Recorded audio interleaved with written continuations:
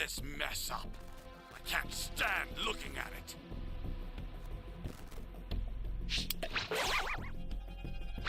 So, who wants to die next? Well, what a nice spot you've chosen for your grave.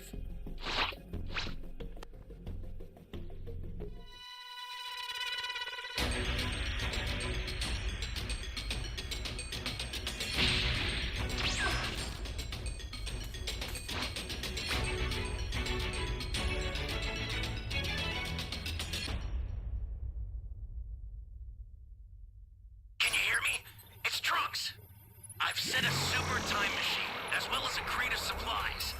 Here's how to launch. Find the power keys, Lost someone already, then bro. place them in the right spots. You're my savior.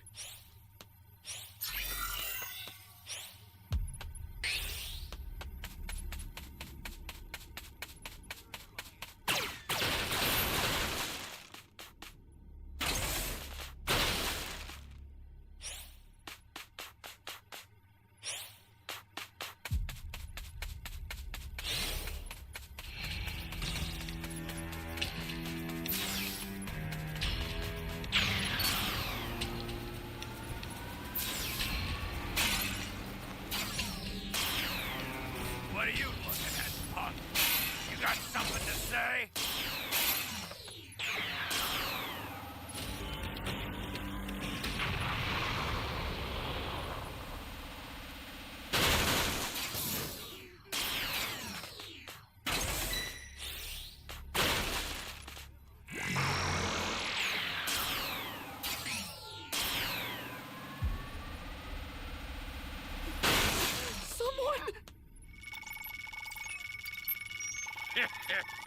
I'm gonna wipe out every last one. Savior.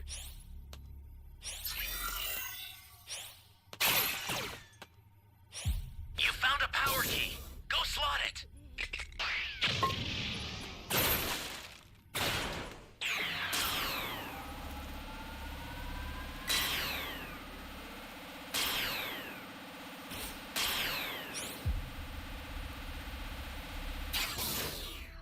An ally needs your help. We don't know what danger awaits. Think before rushing in. Someone save me!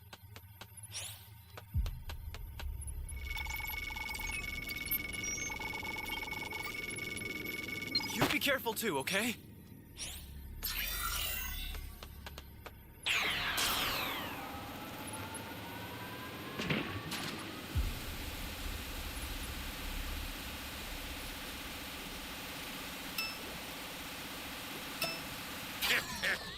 I'm gonna wipe out every last one of you.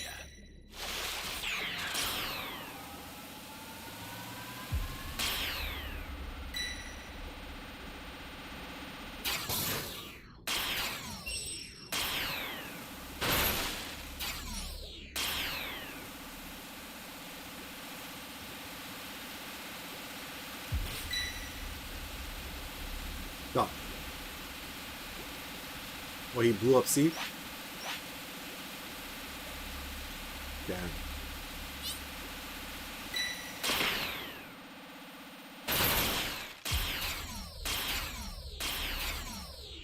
Ally down! If you intend to rescue Flying them, Nimbus! watch out for enemies.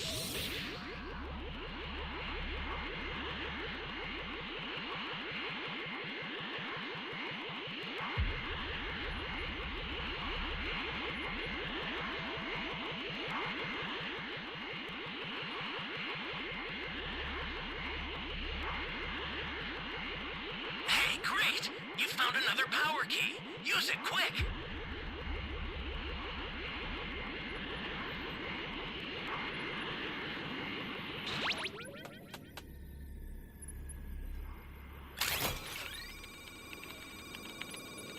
I don't have a power key radar. Unfortunately. There's no way a small fry like you stands a chance against the mighty Nappa!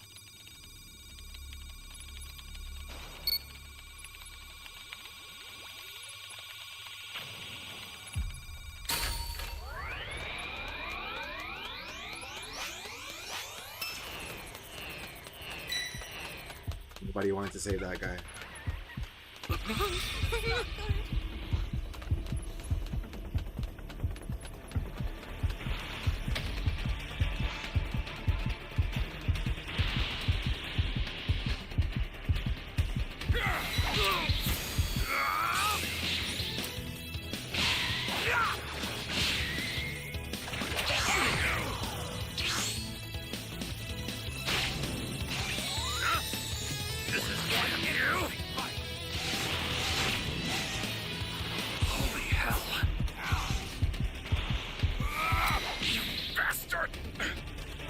Bro, it's too early to get a stream tonight, dog.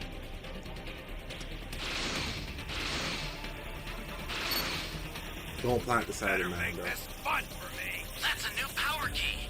Place it now. It's too early for this. Great.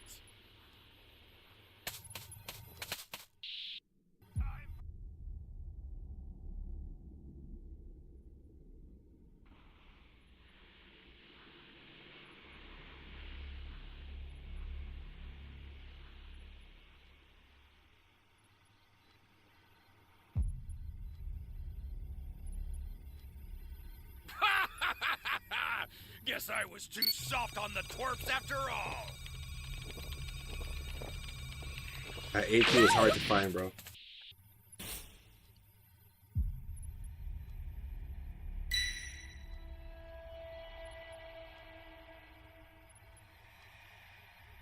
Guy didn't even try, bro.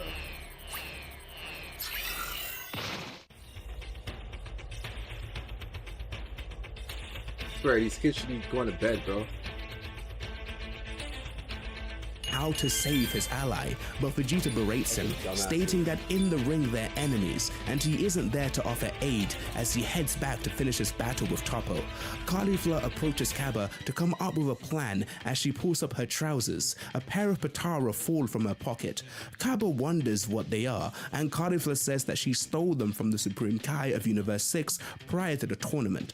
Champa realizes this and calls out to Caulifla, telling her to put one earring on her own ear and the other on Kale's ear so they can fuse.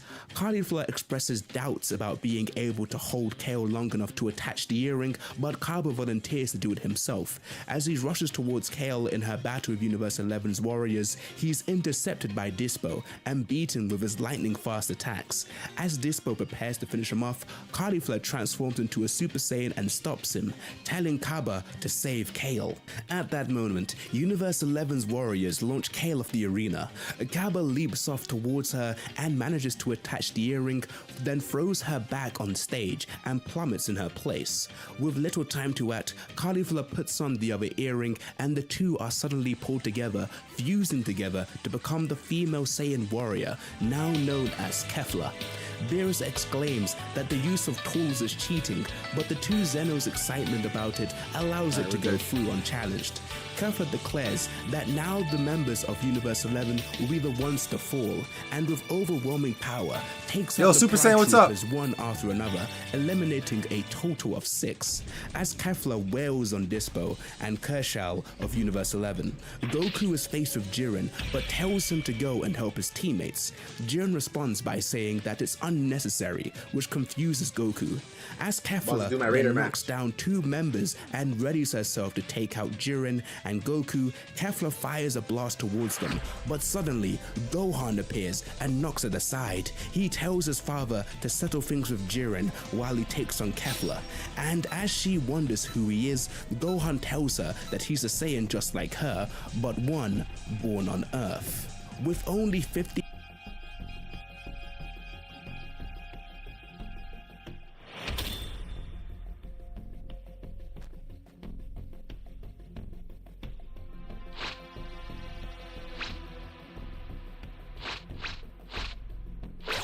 Popping.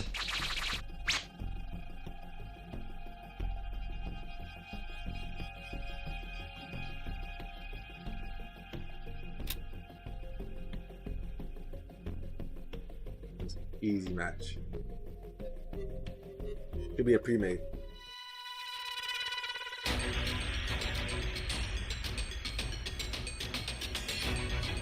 Good luck, man. let the carnival of terror begin.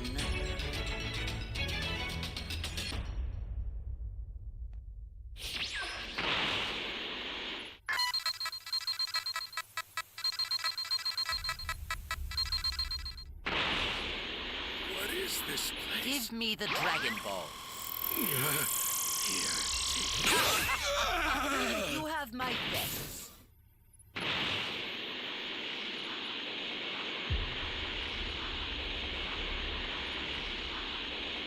Give me the Dragon Ball. What raider are you? If you do not have them, Super then I Saiyan. have no need for them.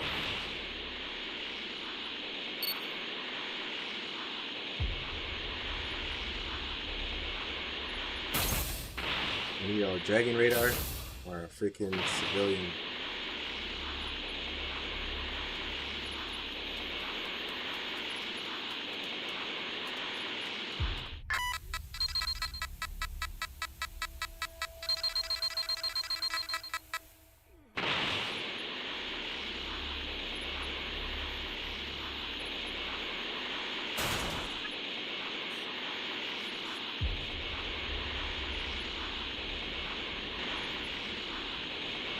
Tripping.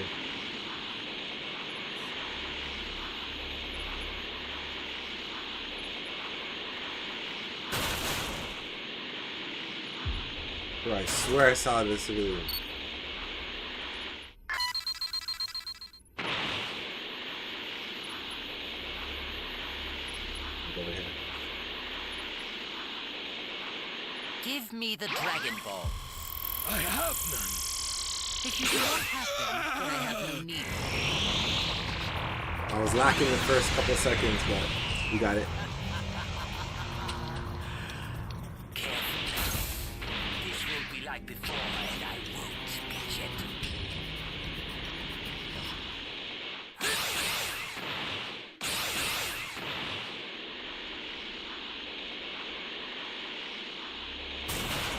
Where are the Dragon Balls? What is that? You are a fool.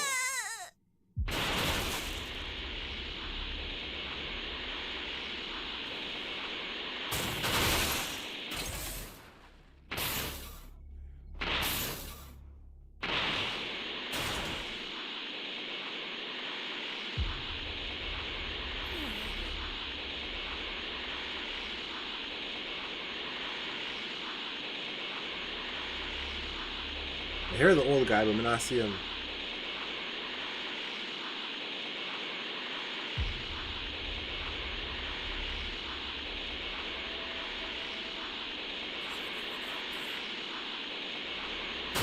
Where are the Dragon Balls? You won't get your wish. Very well. I'll make sure your death is quick.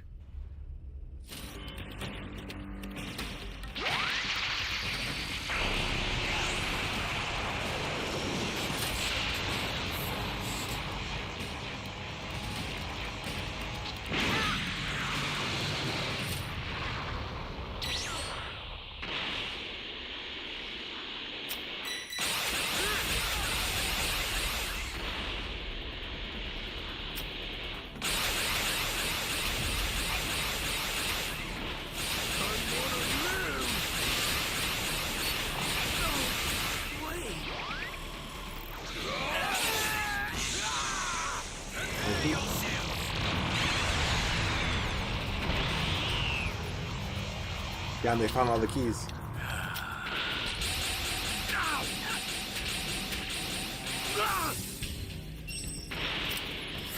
Here comes a pain! After him!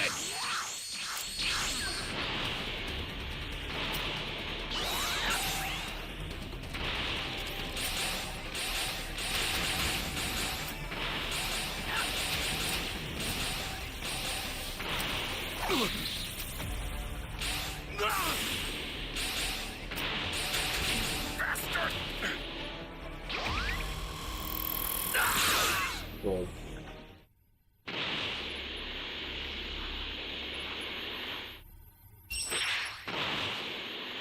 Oh, let me destroy this thing.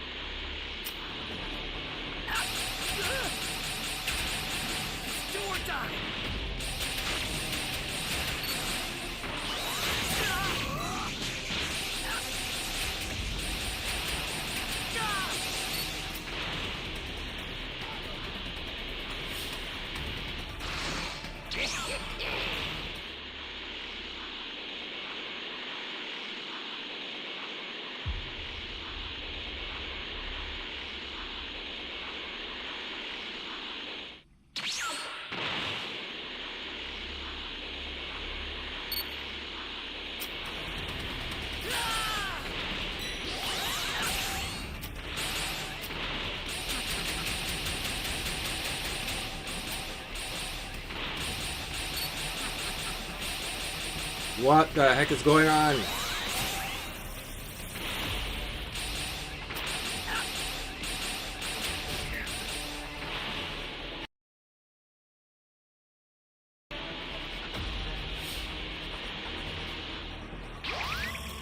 This is level 3, so I have to make sure I got rid of one.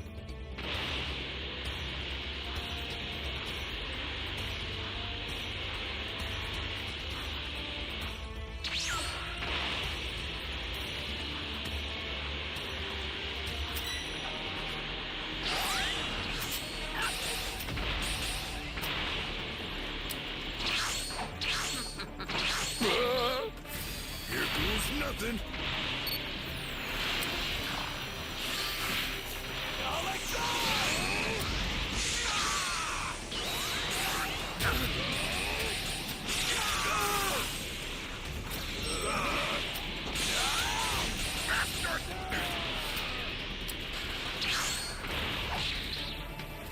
Bro!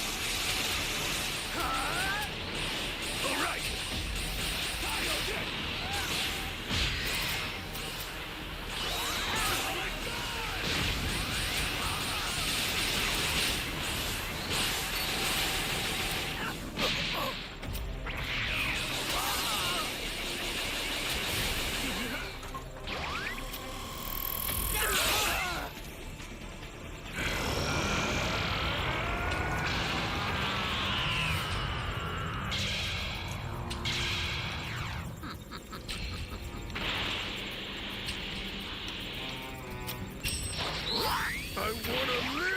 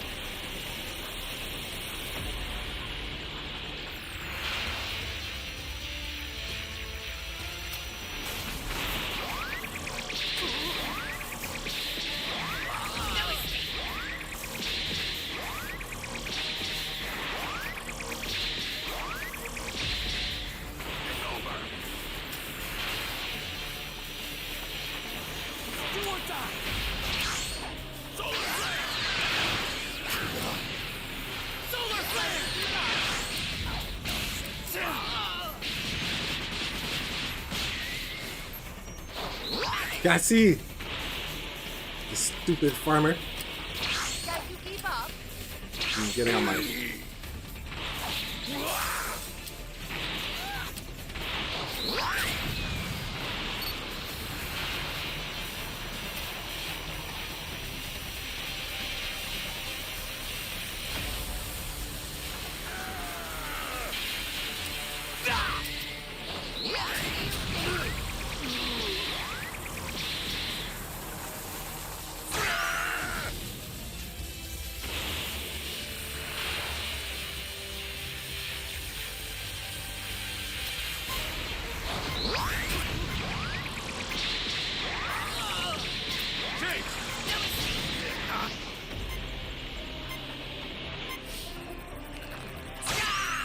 That was close, guys. That was close. Not gonna lie, that was close.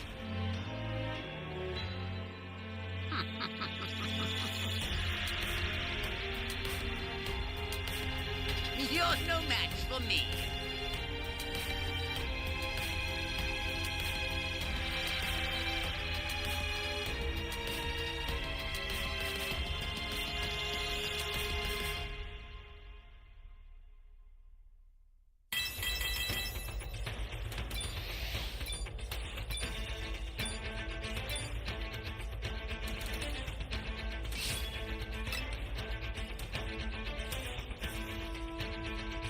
Let me put back on the manga.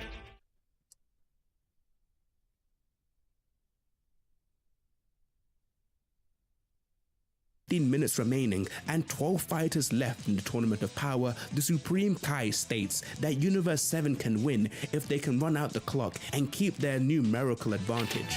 Beerus and Whis, however, state on how unlikely that is, as Universe 7 wouldn't think that far ahead. As Kefla battles Gohan, she's soon able to throw him to the ground where she comes down on top of him. She mocks him by yelling at him to go Super Saiyan if he can. But Gohan responds by kicking her off him, claiming that he doesn't need to do that anymore, as he's chosen to evolve as a human being rather than a Saiyan. Watching him from above, Piccolo comments that in the brief period of their training, Gohan regained his sense of battle and has now become even more powerful than he has ever been. Meanwhile, Goku restarts his battle with Jiren, transforming to perfected Super Saiyan Blue and charging in. Meanwhile, Vegeta continues his evenly fought battle against Toppo, telling him that he's stronger than he appears. Toppo states that he's a God of Destruction candidate and can't possibly lose to a lesser being, then unleashes the reserves of strength he has left, but Vegeta doesn't seem worried. Android 17 compliments Master Roshi on still being in the tournament after all this time, and while he can't read energy like the others, he can still tell that he is quite strong as they ready themselves to take on the Pride Trooper pair of Dispo and Kasharal, who they view as the weakest contenders left. Frieza, on the other hand, is off in the distance, away from imminent conflict, and takes the opportunity to recover his stamina. Beerus turns to Champa, complaining about the use of Potara being used and calls him sneaky, but Champa is silent, clearly nervous about the fate of his universe. In the arena, Gohan and Kefla's battle reaches its conclusion. Both equally exhausted, Kefla laughs knowing that she's lost and couldn't even take out one Saiyan. Champa acknowledges defeat as he stands and thanks Vados for everything that she's done for him over the years.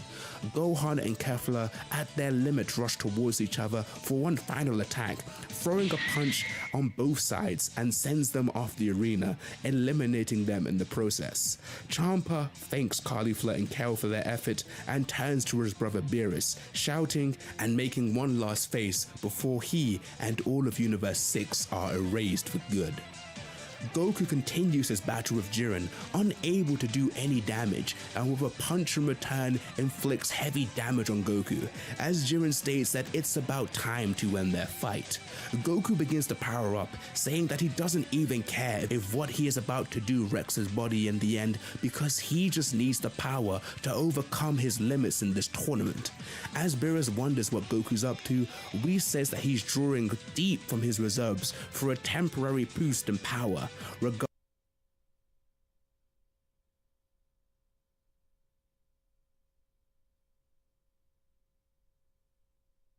Alright guys, Buhan.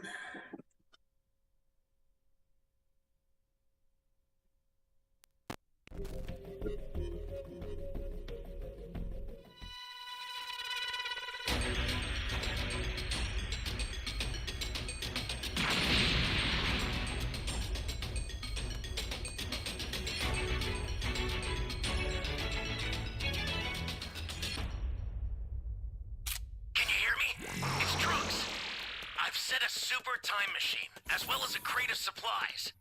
Here's how to launch. Find the power keys, then place them in the right spots.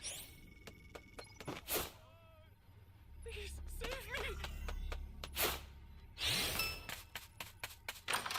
Someone! You're my savior.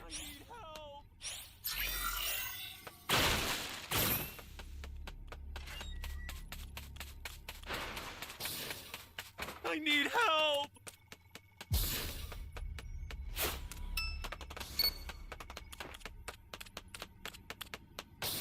Someone! Flying Nimbus! Welcome.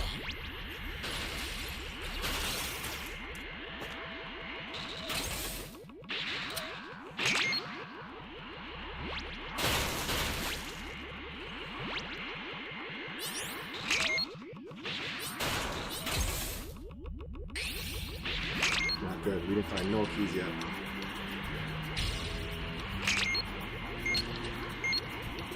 You found a power key. Go slot it. That's That's a new power key. Place it now.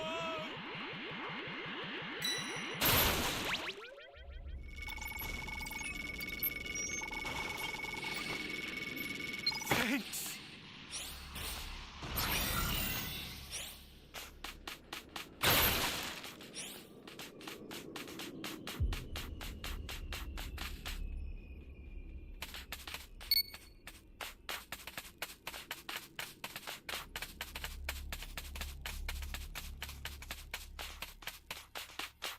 Come on, bro. Gotta get the hell out of here! Flying Nimbus! Great. You know what to do with that key. Just made it.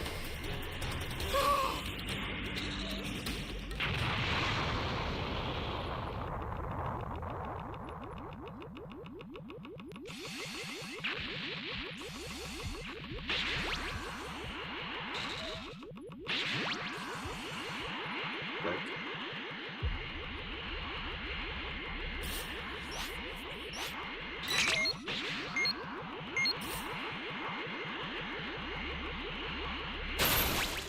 Someone! You have my thanks. Ally down. Good game, Super You Saiyan. intend to rescue I won as them. well. Watch out for enemies.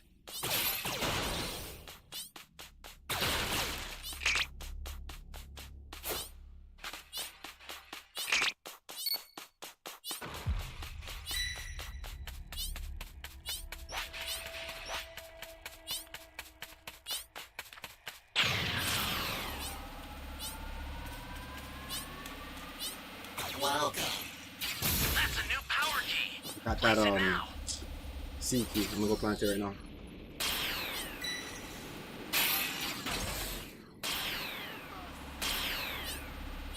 Oh, he's coming towards me, bitch ass.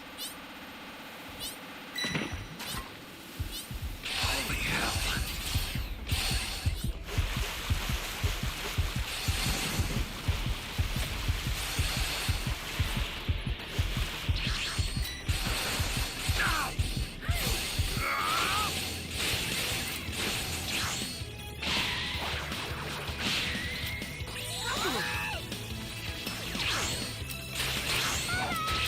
Let's go!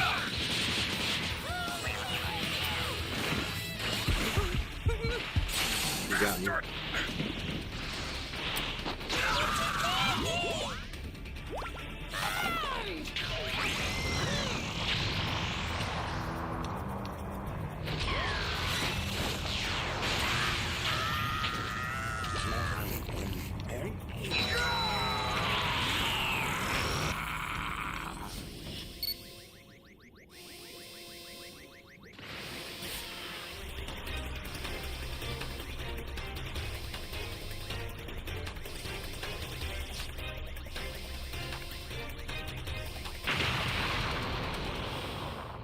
Please save me!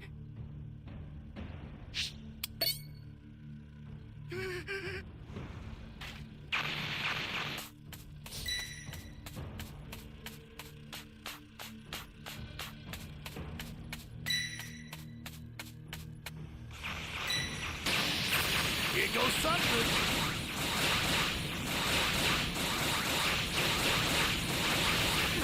Ellie needs your help. We don't know what danger awaits. Think before rushing in.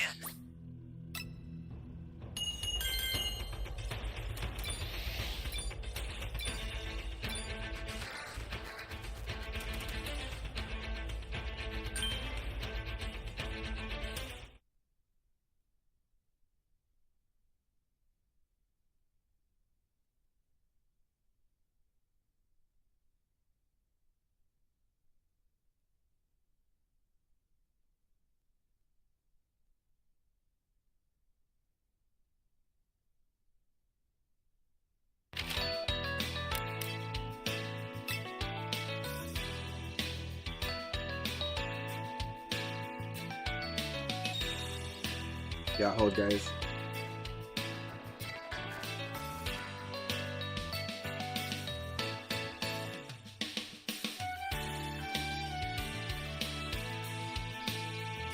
regardless of the damage, to which Krillin and Tien wonder if he's utilizing the same principles as Kaioken.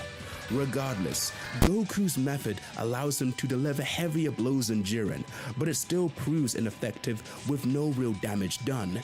Jiren tells Goku that power gained by destroying the body can't be used properly, and that he's made the same mistake as Kale as he swats him away like a fly. Meanwhile, Master Roshi has forced Kasharel to the edge of the arena.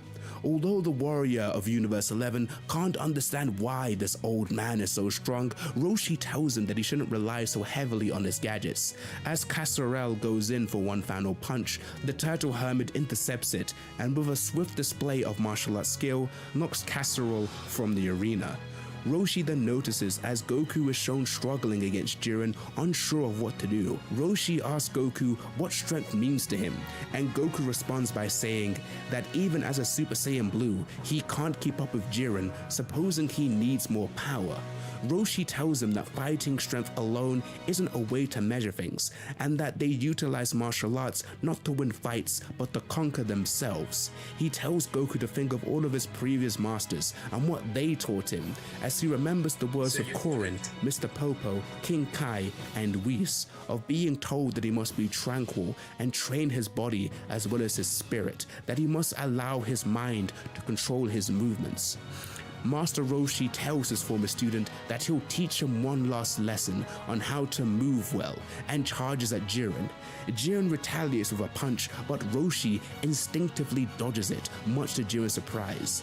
Jiren attempts multiple times to strike his opponent, but Roshi is able to dodge them all.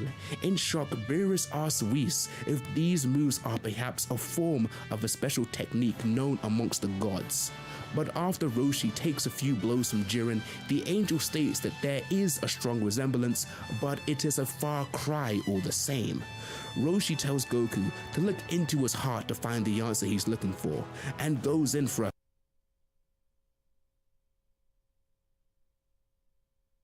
Give me a second, guys. Let me change this over.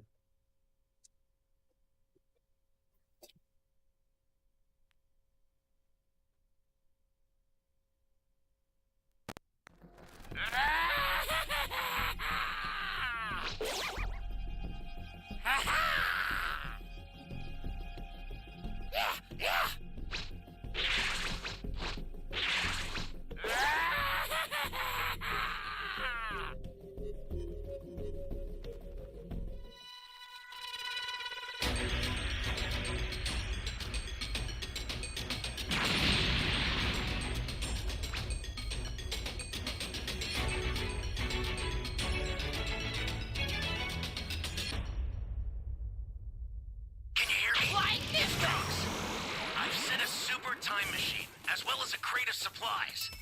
Here's how to launch. Find the power keys, then place them in the right spots. You be careful too, okay?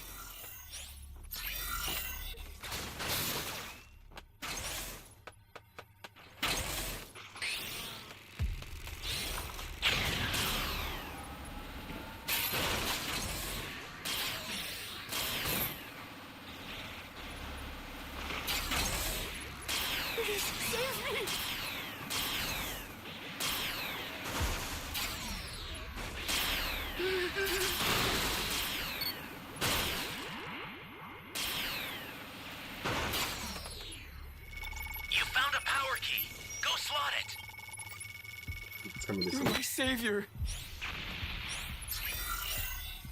Flying Nimbus!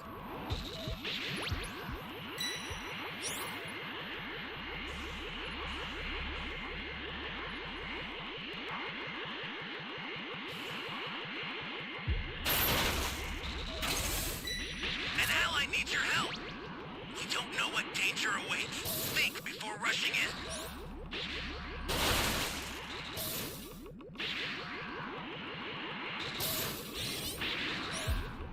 No one's working on the key. It's not.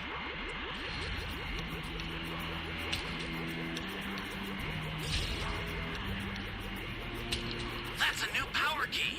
Place it now.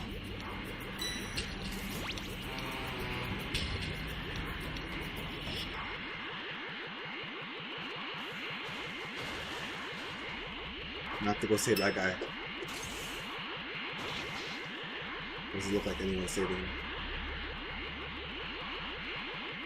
Great! You know what to do with that key.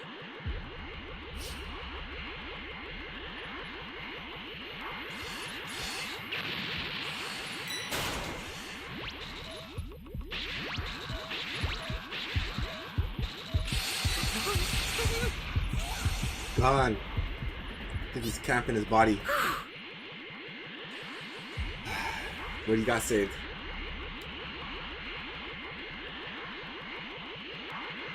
You look for this E key.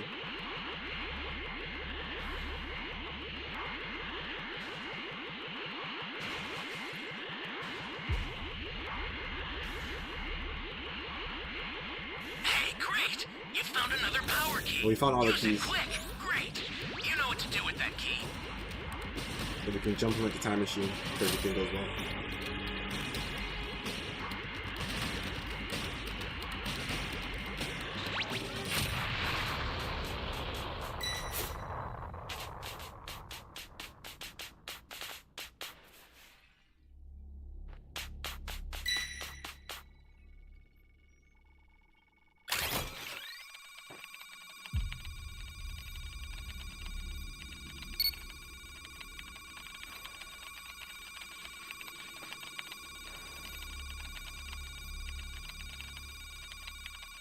We got 5 Dragon Balls so far.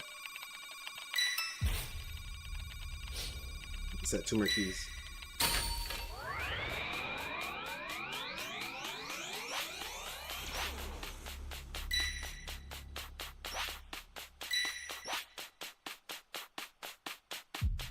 Ally down! If you intend to rescue them, watch out for enemies. Flying Okay, Nimbus! we just have to set 2 more keys, guys. Come on.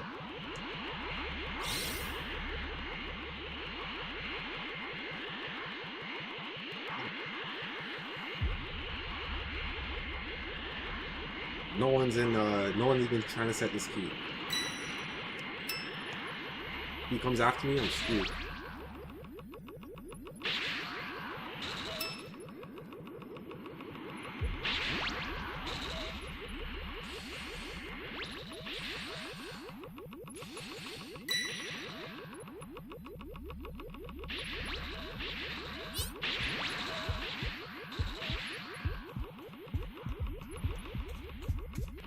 What's this guy doing, bro? What the fuck are you doing over here? Seriously.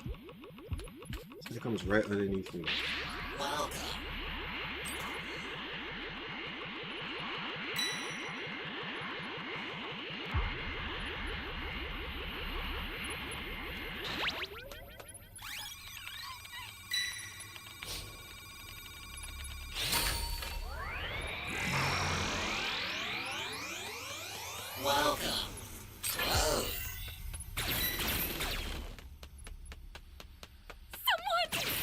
We still have all players.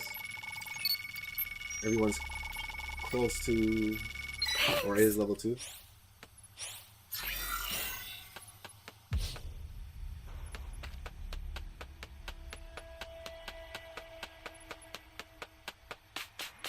We just need to find one more Dragon Ball.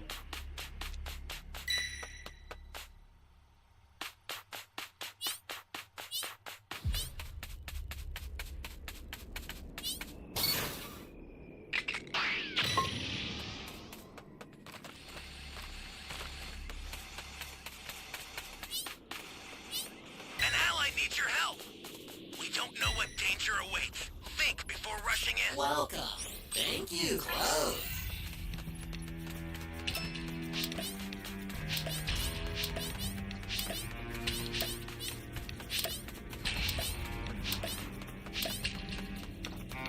All I can do is The shake my startup fucking system for the hand, bro, super time honestly. machine is ready. Head there now.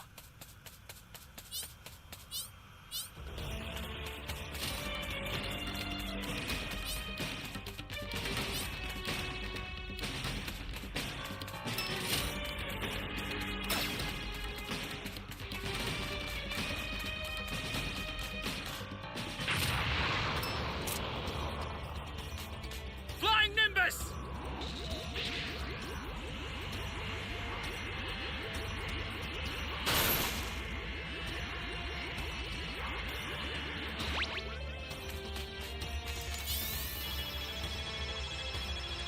Why are you guys over here? Don't you see me reviving him? Go to the time machine. Jeez, you're helpless. I owe you.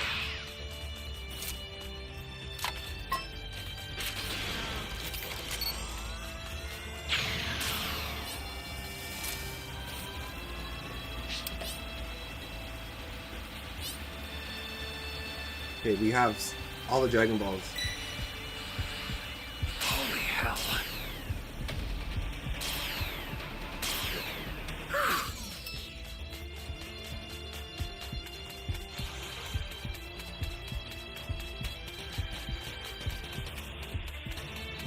You've got all 7 Dragon Balls. Summon Shinron at the altar. This guy really came all the way here for me, bro.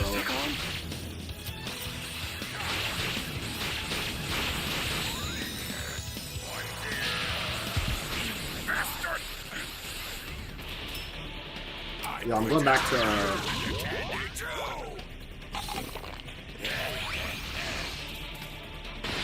I'm sick of this fucking game, bro.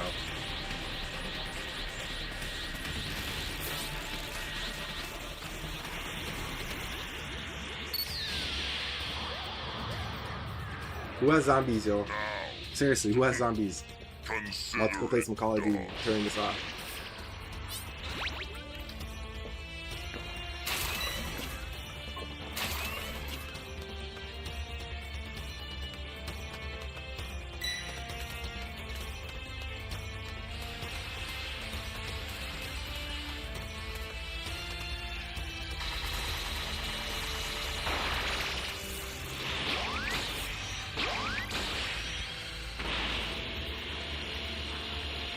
Ally down! If you intend to rescue them, watch out for enemies.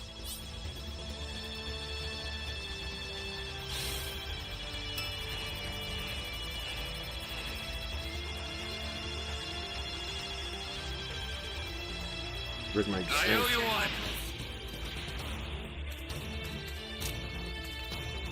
I need one more cube.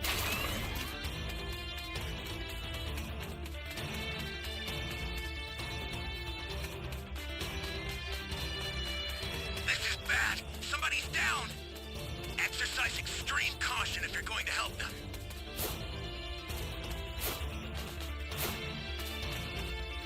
Stole all the fucking supplies. There we go.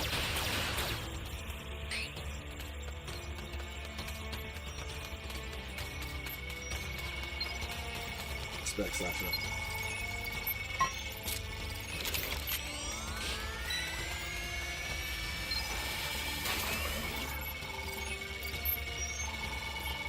Bro, if I lost that match, I would be mad. You got the W.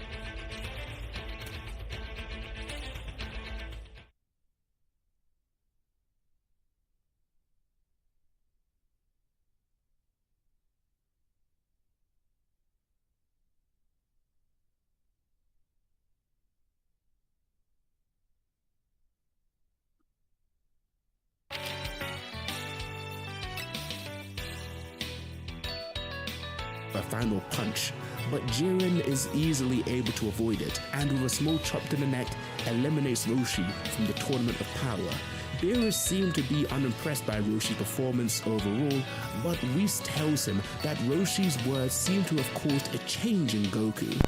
Jiren mocks the Saiyan for still needing teachings from his former master, and tells him that a man such as himself will never gain perfection as he knocks him away.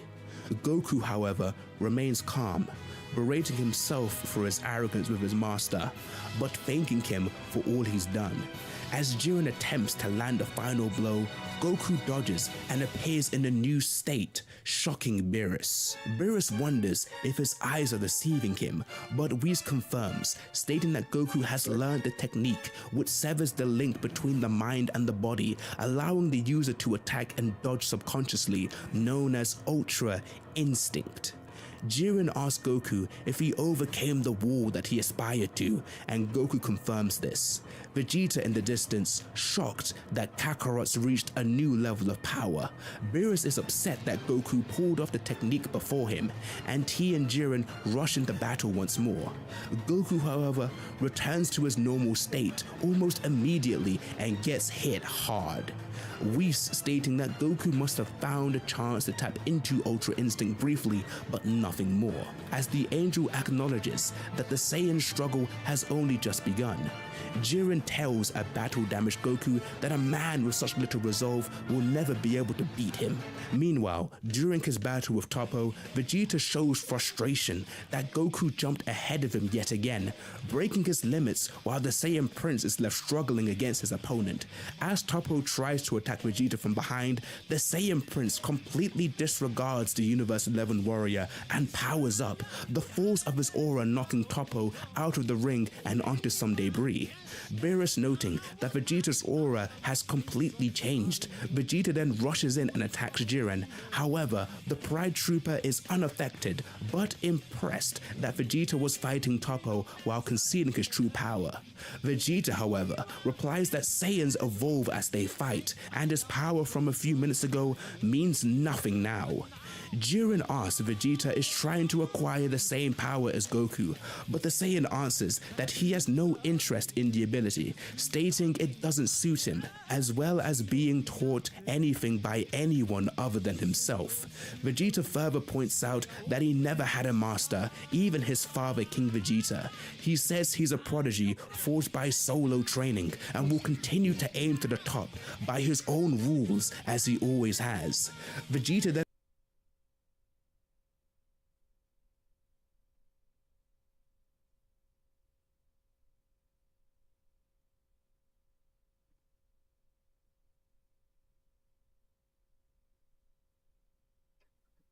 I was gonna post the room key and I got into a match.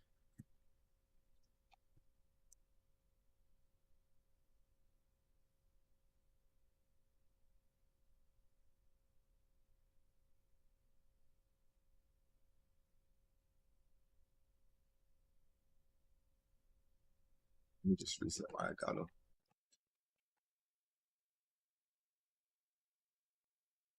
1 second, guys.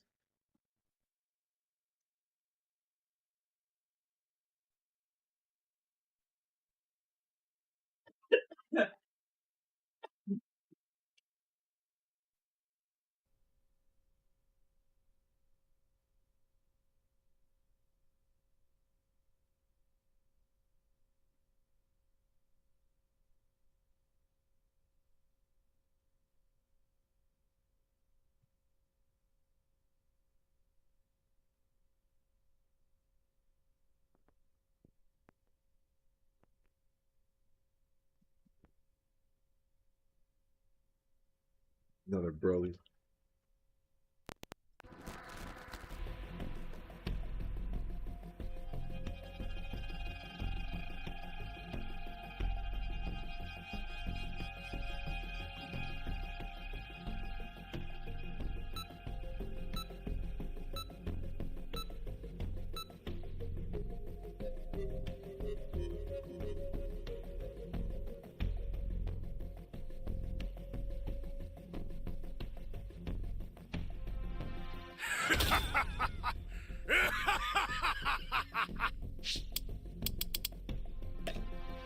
Step forward, and I will send you to your grave. We got level 460. Kakarot!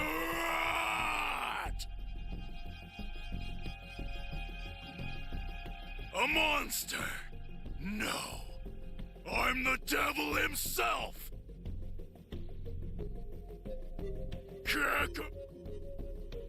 Alright, guys.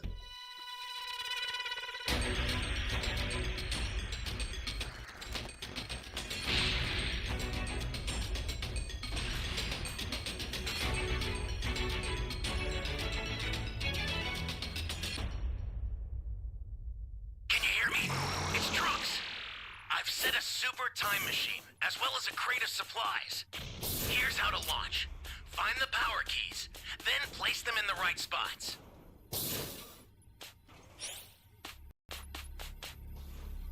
I think I should put instant transmission back on.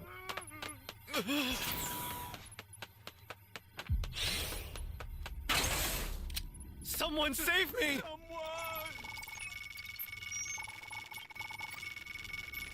You be careful too, okay? I need help! You found a power key. Go slot it.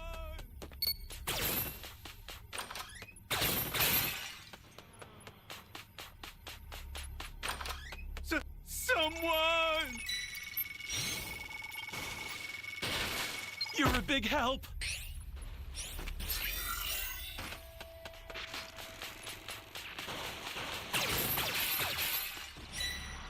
Flying Nimbus!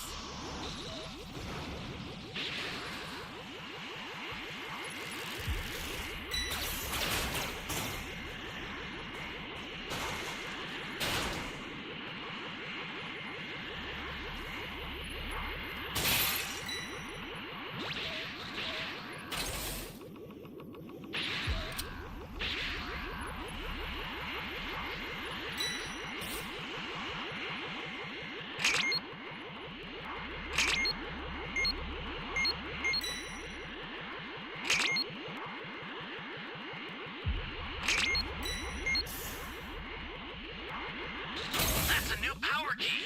Place it now.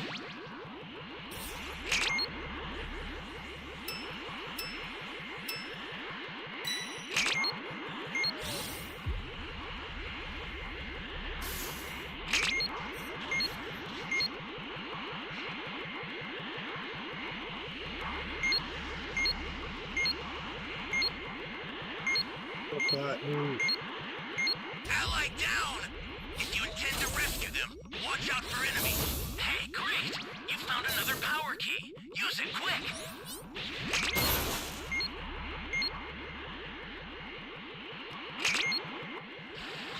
That's a new power key. Place it now.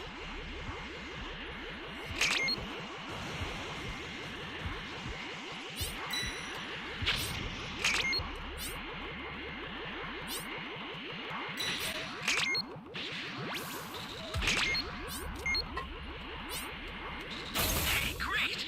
You found another power key. Use it quick.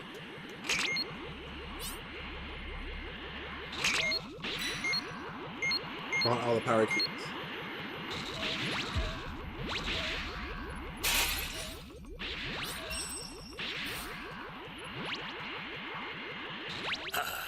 Excellent.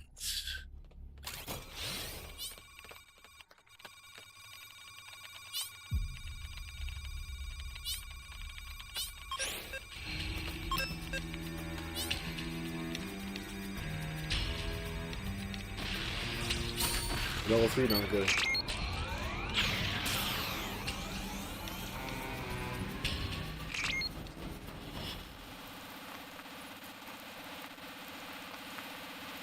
We have 5 Dragon Balls.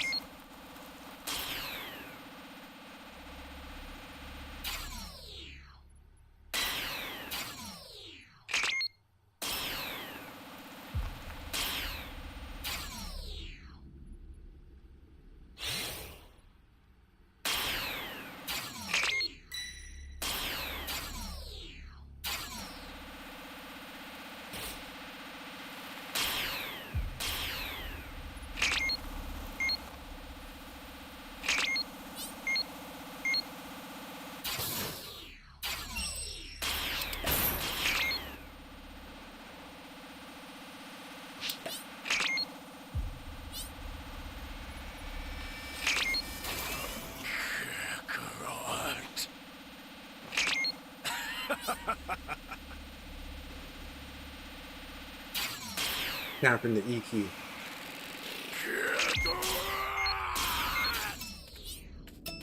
You take them, bro.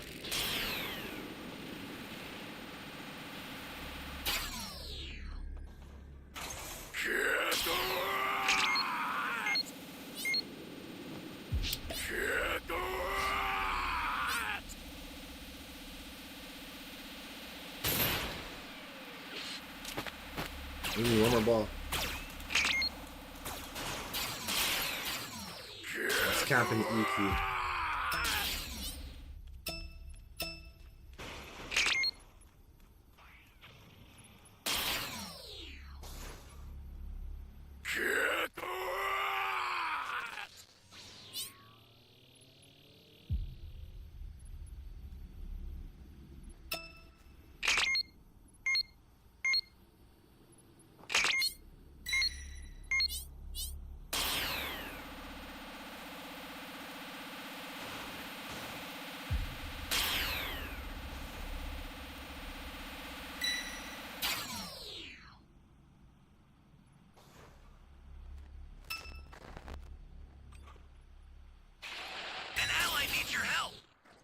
We're trying to get to plant one more key, but he's camping right now.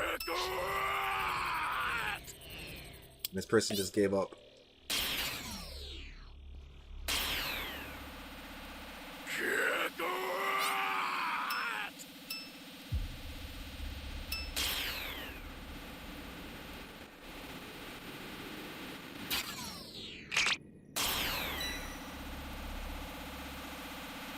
We have to find one more Dragon Ball.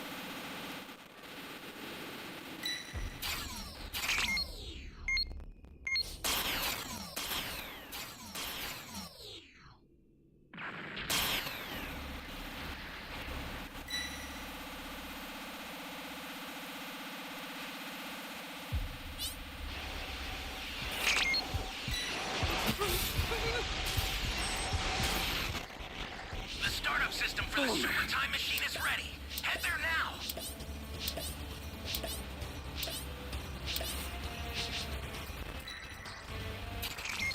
This is bad. Oh, the guy with the Dragon Ball has lost the ball, bro. Exercise extreme caution if you're going to help them.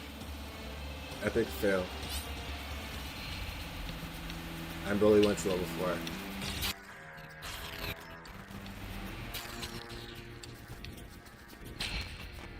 GG's. A super transfer Oh, is he headed did. your way. Take it now. Let me give it to the other guy. Needs your help. We don't know what danger awaits. Think before rushing in. Where did he go? I'll send some supplies to help. Make good use of them. I think he disconnected. Nope.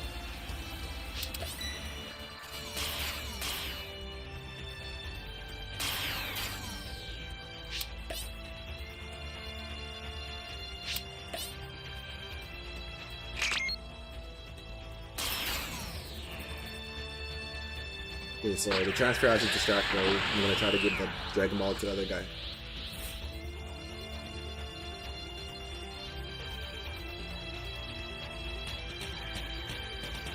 The game froze.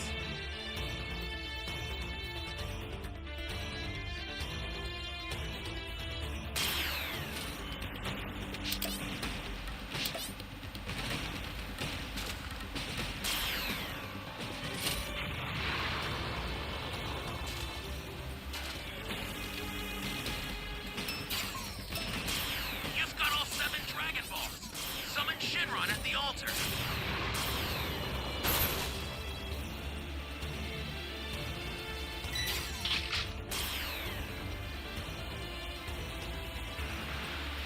The startup system's under attack. It's dangerous, so tread carefully if you want to get closer.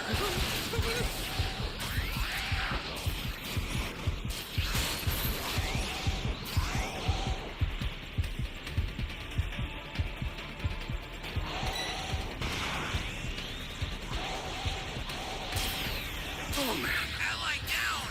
If you intend to rescue them, watch out for enemies.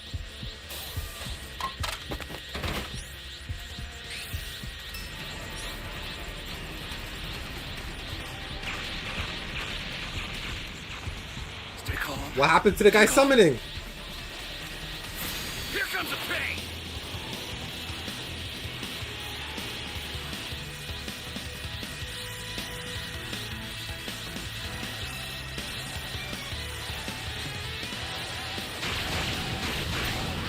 More Shenron!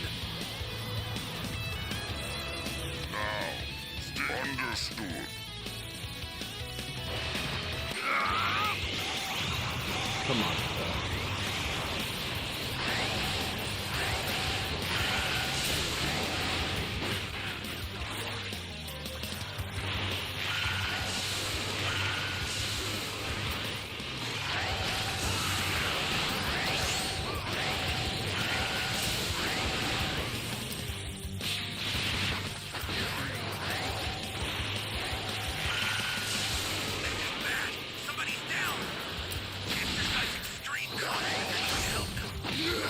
disrespect.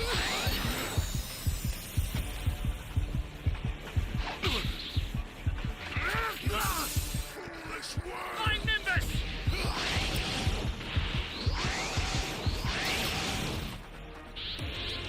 I tried. Sorry, Brody.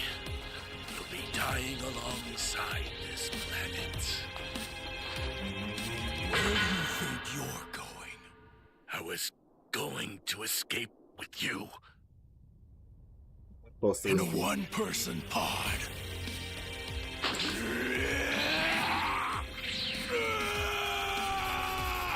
We took too long to find that last Dragon Ball. He was camping E. We could have won.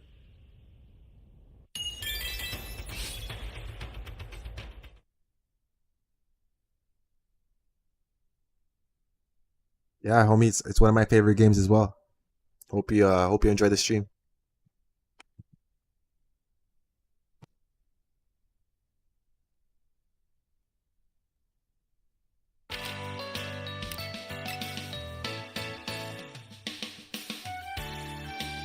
Close in the room too.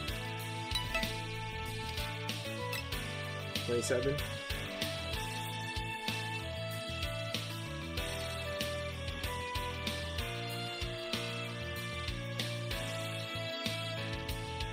Fast controller?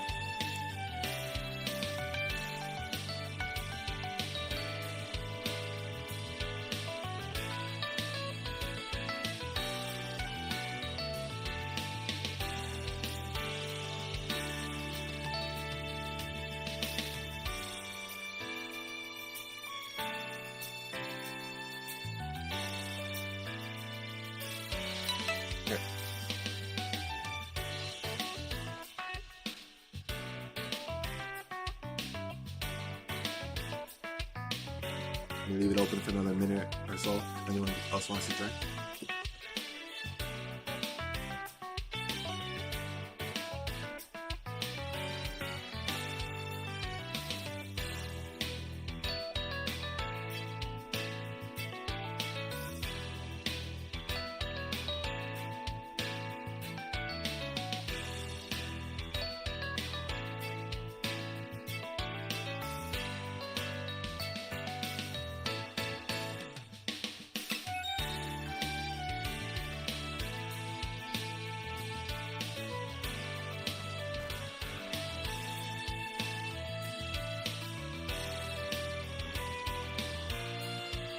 Then rushes in to attack Jiren once more, Whis commenting that the Saiyan Prince plans to evolve in his own way, and given his fighting style, he's right in deducing that Ultra Instinct doesn't quite suit him.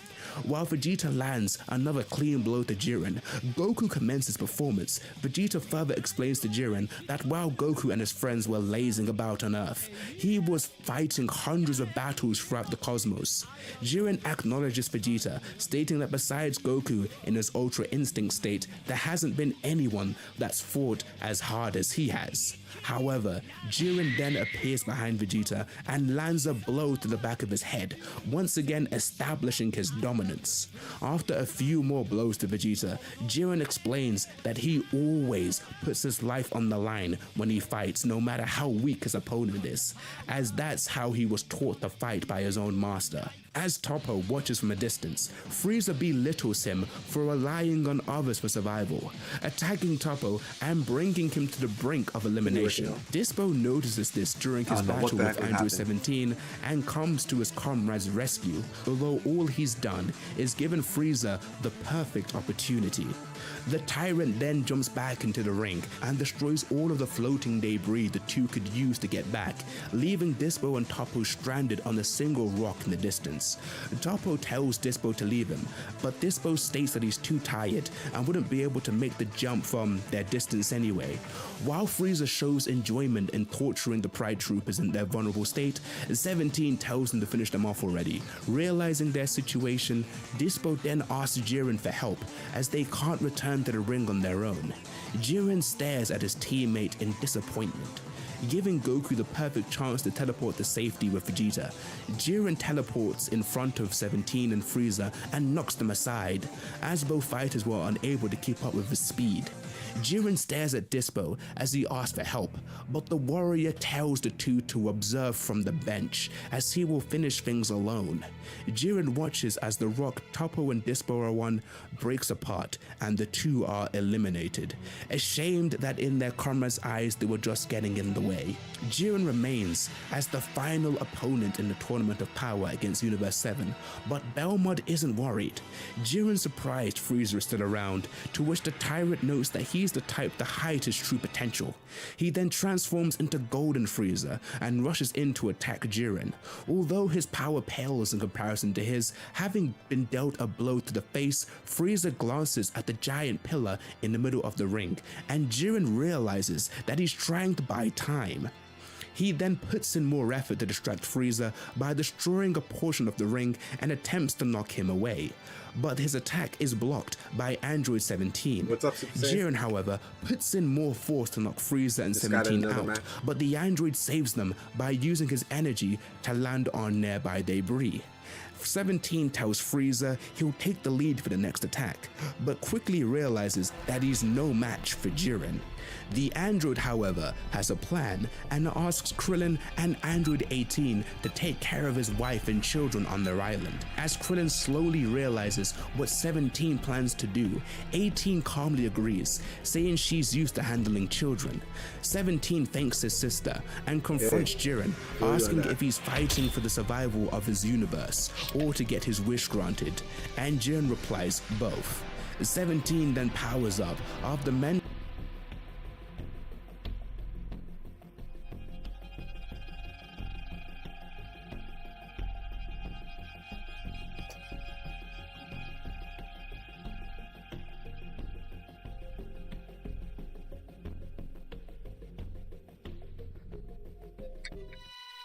So far we got 1 W, 3 losses. No, 2 W's. I got a W as a later.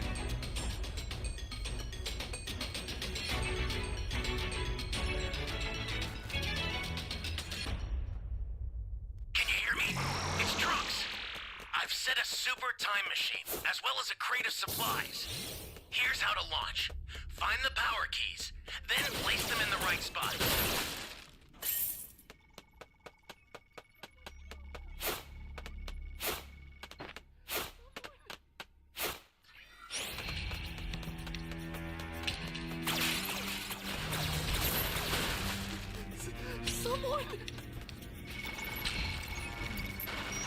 No, that's some bullshit.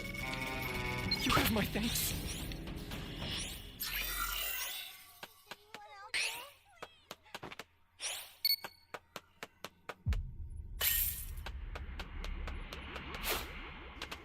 You found a power key. Go slot it. Flying Nimbus! Oh, come on!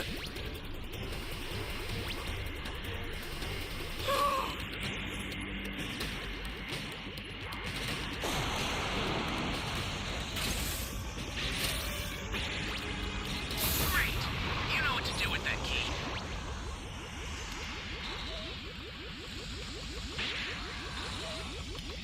Oh, he's gonna come over here.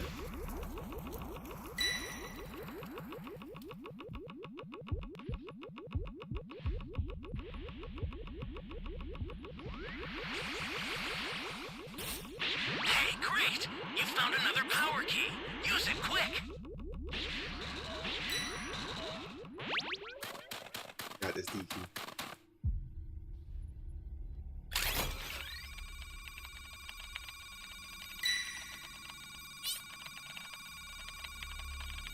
This is bad. Somebody's down. Exercise extreme caution if you're going to help them.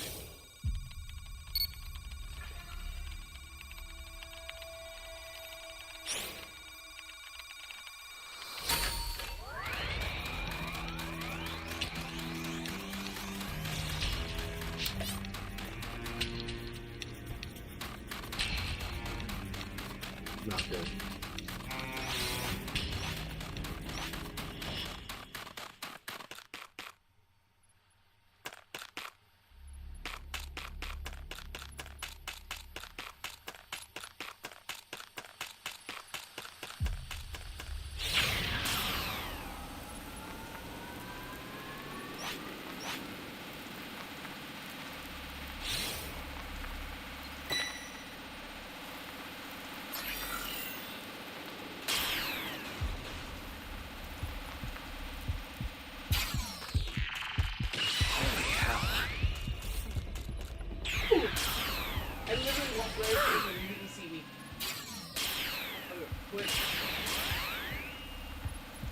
facing Joe Mama.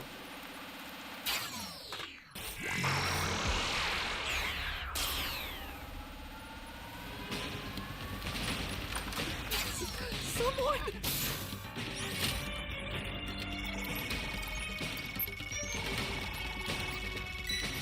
You're my savior.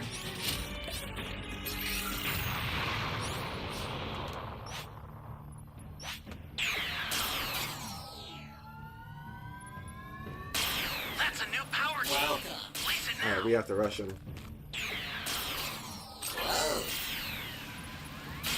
The startup system for the super time machine is ready. Head there now.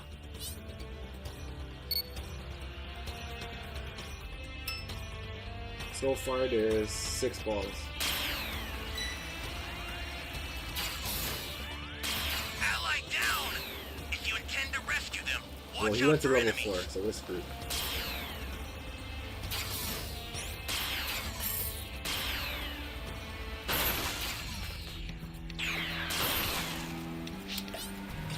Yeah, we found all the balls. Now wait for supplies now. You've got all 7 Dragon Balls. Summon Shinron at the altar. This is bad. Somebody's down. Exercise extreme caution if you're going to help them. Try to save this person. What's the big idea? Thought I was a goner there.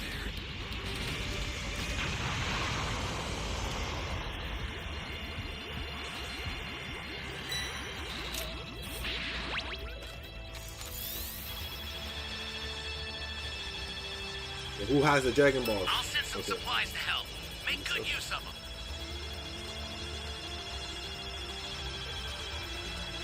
Get on it!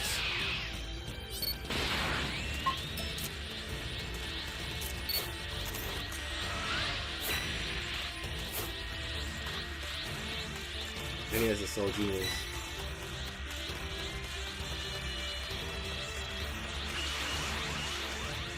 Did the person summon? Or did he sell?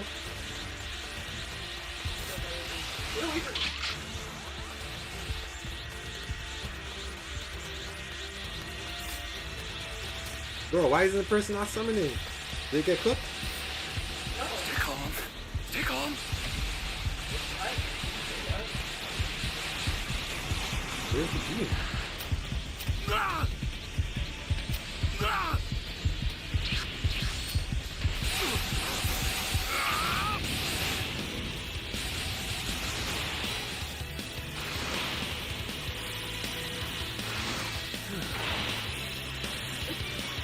Ally down. Where is the summon, bro? Intend to rescue them. Watch out for enemies. Oh, it's all the way in E. Everyone's dead over there. I don't know if he's gonna go over there.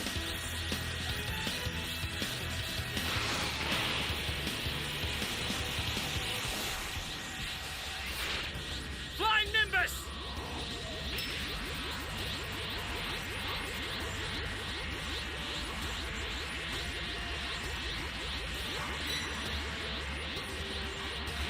An ally needs your help. We don't know what danger awaits. Think before rushing in.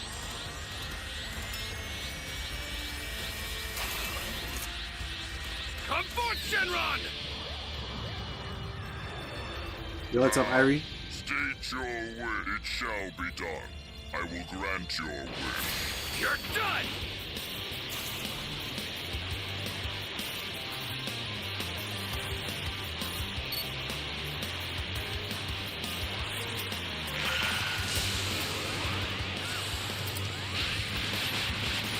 Have a drink right there. Supposed to. Ooh, my reflexes were too fast. Stupid Soul Genius. Go ahead. You gotta play it smart. This is bad. Somebody's down. Exercise extreme caution if you're going to help them. Ally down. If you intend to rescue them, watch out for enemies.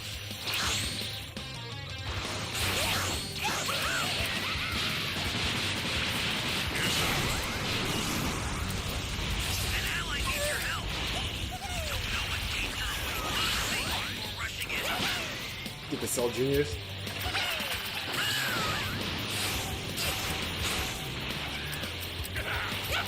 Move, man!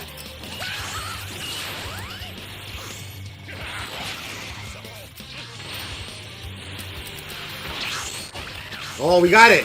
GG's! We got it. Roman MVP? Yo, I saved that match, guys. I saved that match. Woo. Roman for MVP. What? Stupid ass Cell Juniors. Whoop their ass. Impossible.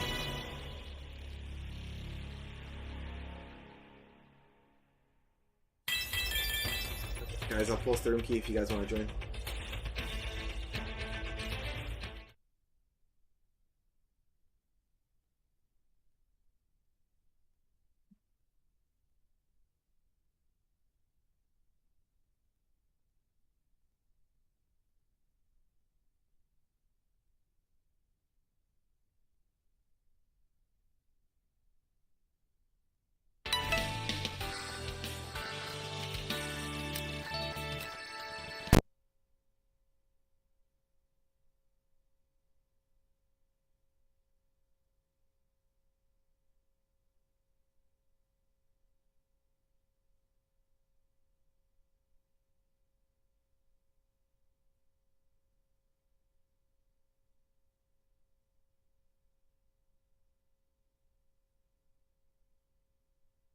Yo, Ive, you playing?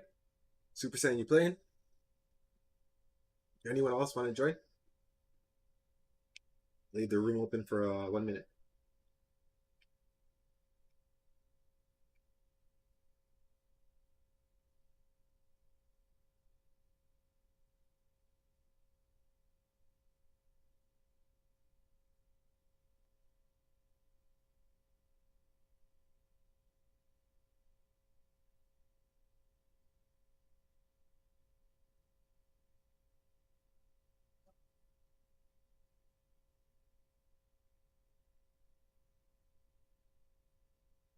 No problem.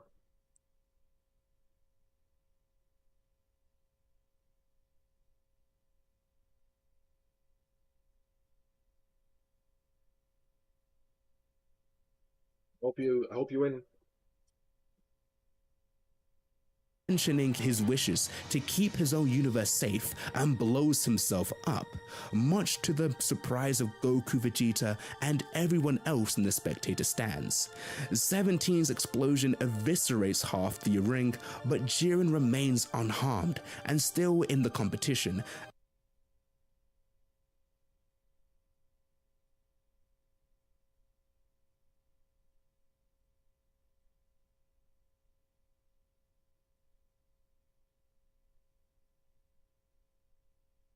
Disappointed at witnessing 17's act, but stating it's time to end things. Goku steps forward though, remembering 17's sacrifice, but showing no anger at what happened, as his resolve to win and save his universe once again unlocks Ultra Instinct for him. Jiren then responds by powering up, finally taking Goku seriously, as he now has an aura surrounding him. Goku once again, in his Ultra Instinct state, charges into battle with Jiren, although this time he's able to hold his own, but is still unable to land a blow. Universe 7 spectators wonder how Goku's still standing, and Whis explains he's diving further and further into Ultra Instinct. As they continue fighting, Jiren notes how relaxed Goku appears, and he explains it's due to ridding himself of unnecessary emotions and putting his heart at ease. Jiren then powers up further as Goku closes his eyes in concentration. Jiren launches himself forward to attack, and instantly the Saiyan is able to enter a new state which turns his hair silver. Goku counters an incoming Jiren with a punch to the stomach, and Beerus and the other gods look on in amazement as Goku has finally perfected it, the true state of Ultra Instinct. Jiren falls to his knees in pain, but recovers quickly, continuing his assault on Goku, but is unable to land a single blow. The tide of the battle changes as Goku lands a few devastating blows and knocks Jiren down for the second time, surprising the members of Universe 11. Out of a cloud of dust, Jiren fires a mighty blast of energy, which Goku evades with ease, and Vegeta narrowly avoids. The blast takes out part of the spectator seats as Goku then powers up a Kamehameha and launches it at Jiren from above. Jiren is launched through the arena, but narrowly avoids elimination as he holds on to the edge. He hoists himself up and powers up even more, both trying and failing to hit Goku so much as one time as he finds himself being dealt further damage by the Saiyan. Despite the enthusiasm coming from Universe 7 spectators, Whis notes that this new boost in power still won't be an easy victory. He goes on to further explain that Jiren's potential is immeasurable, resulting in his continuous improvement in counterattacks through sheer determination. Goku, however, having recently tapped into Ultra Instinct, is actually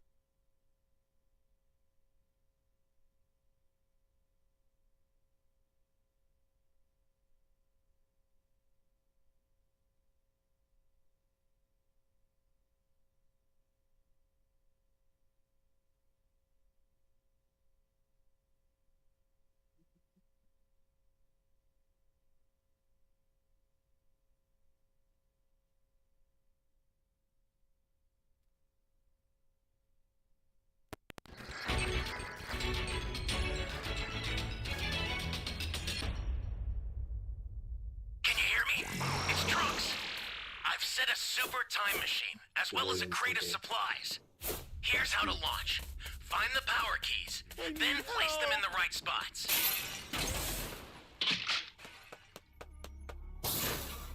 I need help!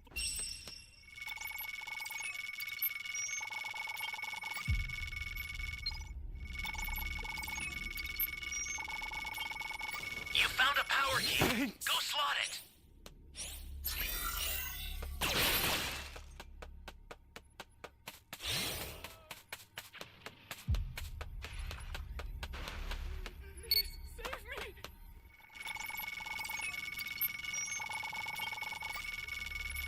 Thanks!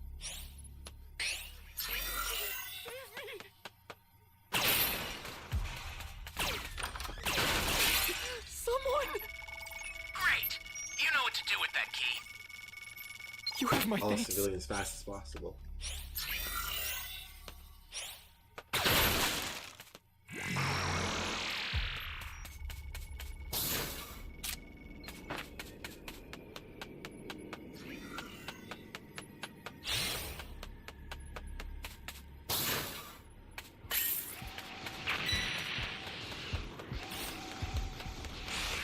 Someone save me! Flying Nimbus! Where am I? Hey, great! You found another power key. Use it quick.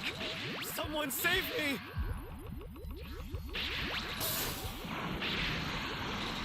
Where am I?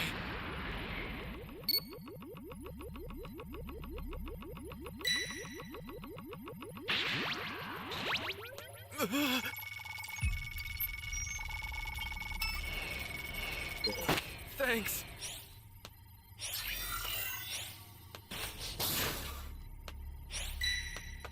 Welcome. Thank you.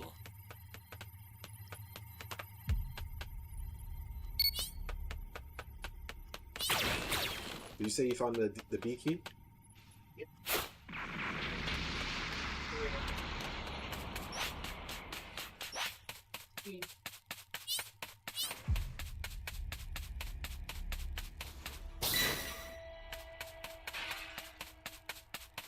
That's a new power key.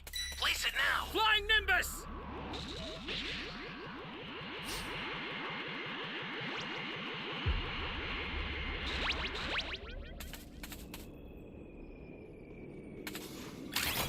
Raider's in E right now.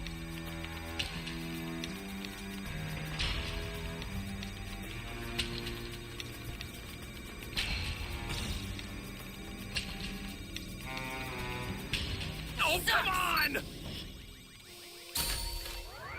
Flying Nimbus!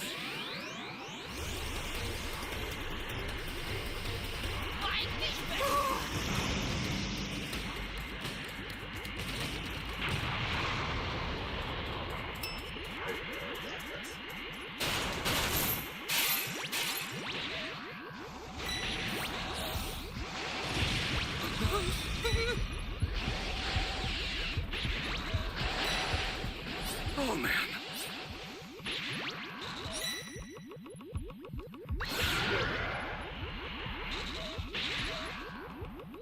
An ally needs your help. You don't know what danger awaits. Think before rushing in. Holy hell.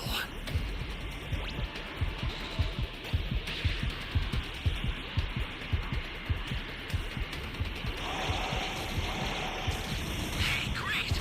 You found another power key. Use it quick.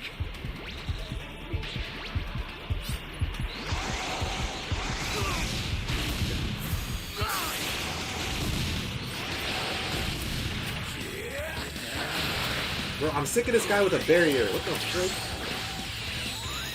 This gun's don't work.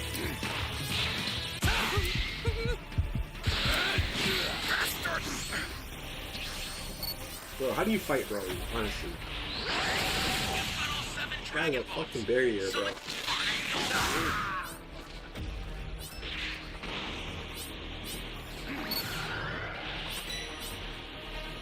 I took off my time patroller's duty. Put on vehicle movement speed.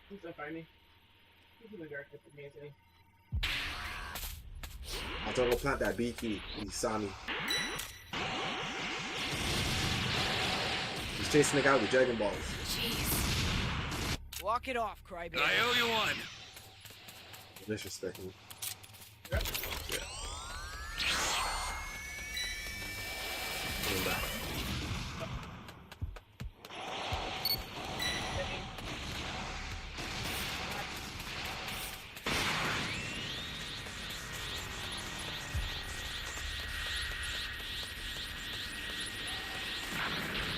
Stay here for a minute. Using It shall be done. I will grant your wish.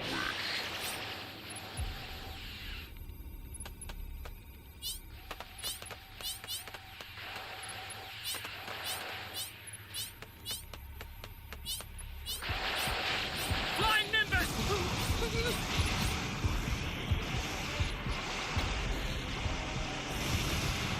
Oh, man. Get the heck out of there. This is bad. Somebody's down. Exercise extreme caution if you're going Bro, to help. where is the key? Oh, they're both keys are right there. Yep. So annoying. So close to getting these. Welcome. Thank you, Clove.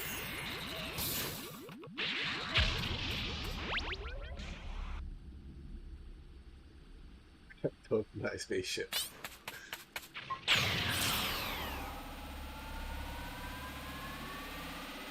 Fuck it, I'm going. This guy.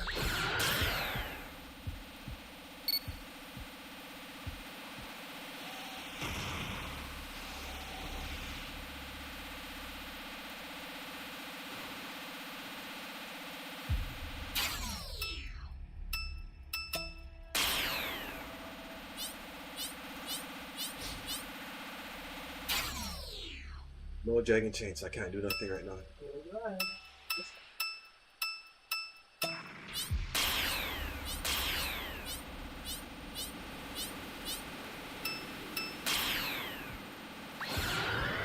Yo, this guy in the fucking key sense, bro.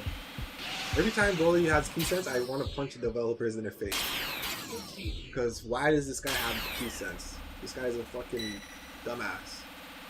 Have you guys not watched the Dragon Ball Z movie? Stay calm. Stay calm.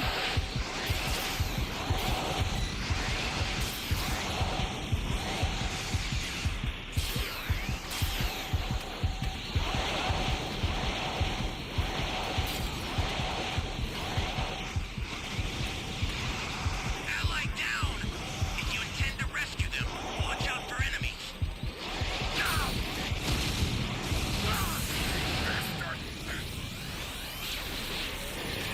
happened? What could he do?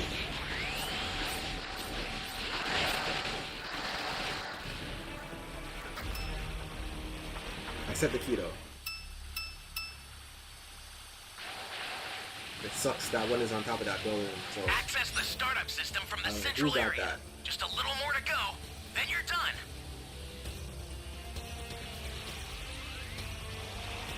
This doesn't have a name. An ally needs your help. We don't know what danger awaits. Think before rushing in.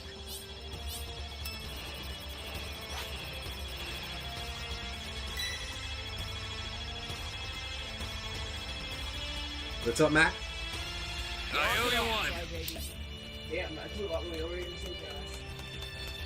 You better give me a ride.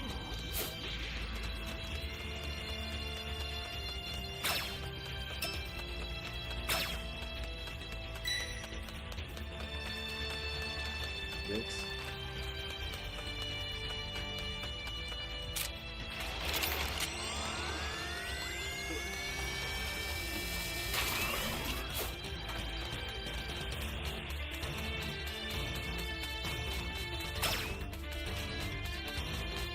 Where are you? I told you. Ally down! If you intend to rescue Pick it back up. I'm coming watch towards out you. for enemies. I'll send some supplies to help. Make good use of them.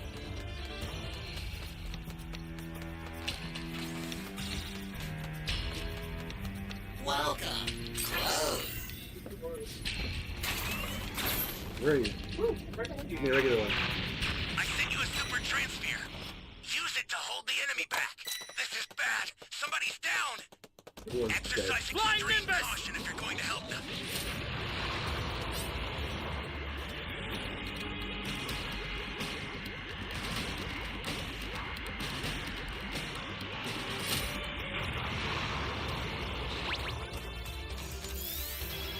Pay the other person if you can.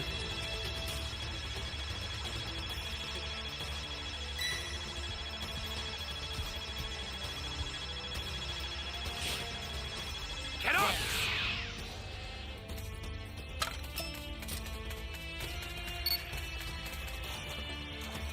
Get the transfer. The startup system is under The attack. transfer. Stop it if you can.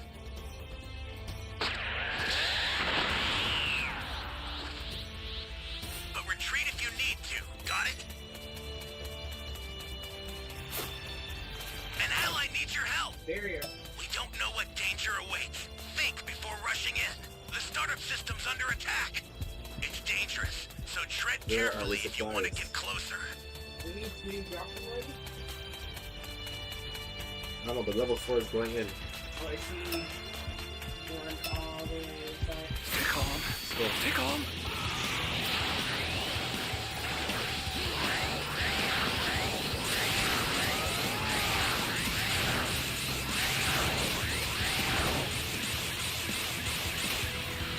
Let's go! Combo attack! The startup system's destroyed. Flying missiles! Was prepped. You need to head for the beacon that's indicated by a blue light. This is bad. Somebody's down. Exercise extreme caution if you're going to help them.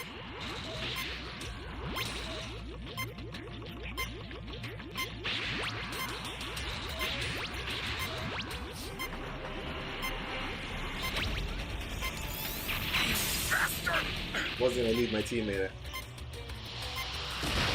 Let me go. One for all and all for one. Oh God. Chloe, please. A monster! No! I'm the devil himself! Teamwork. Flying Nimbus! This bitch just gonna have to leave.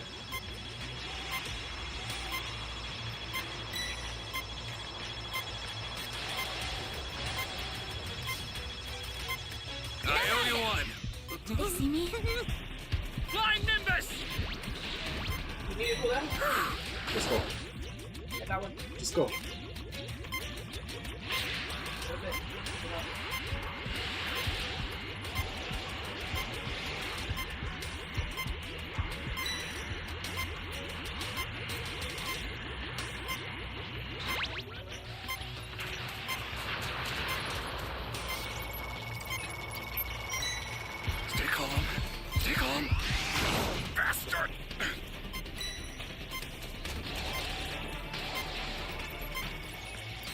out. Baby. Just go! Just go! Just go! Just go! Just go! Just go! We don't know what danger awaits. Please. Go! Fuck Please. go! Please. Please. Just go! Please. Just go! Oh no! Just leave me and go, bro. No. Dying alongside. No man left behind. Where do you think you're going? I was going to escape with you. In a one-person pod.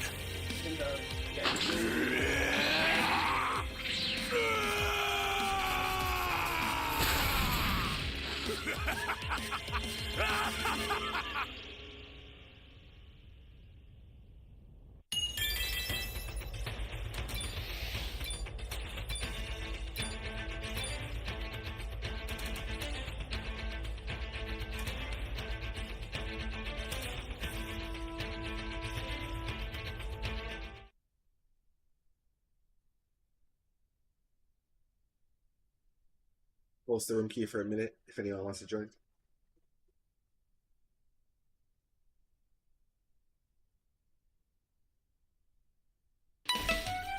Yeah, you can join.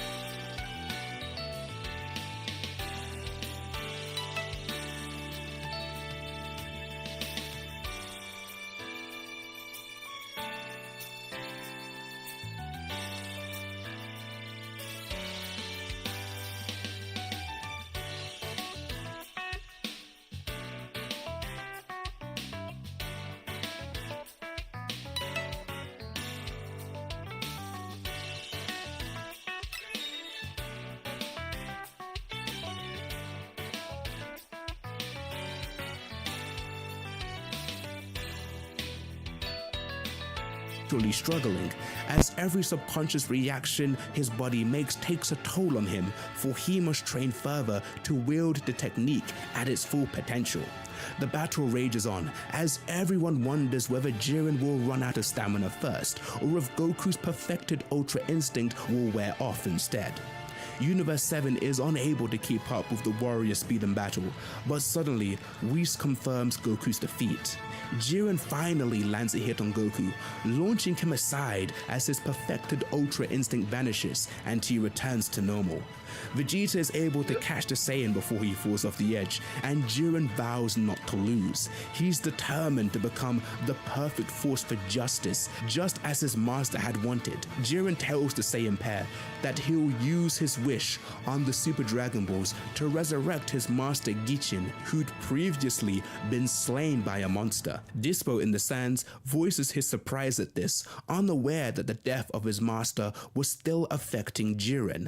But Toppo tells him it's due in part to Jiren never receiving approval and recognition as his master's successor. Vegeta mocks Jiren over the use of his wish, stating it to be a selfish one, but this angers Jiren, who charges towards them, uninterested in talking any longer.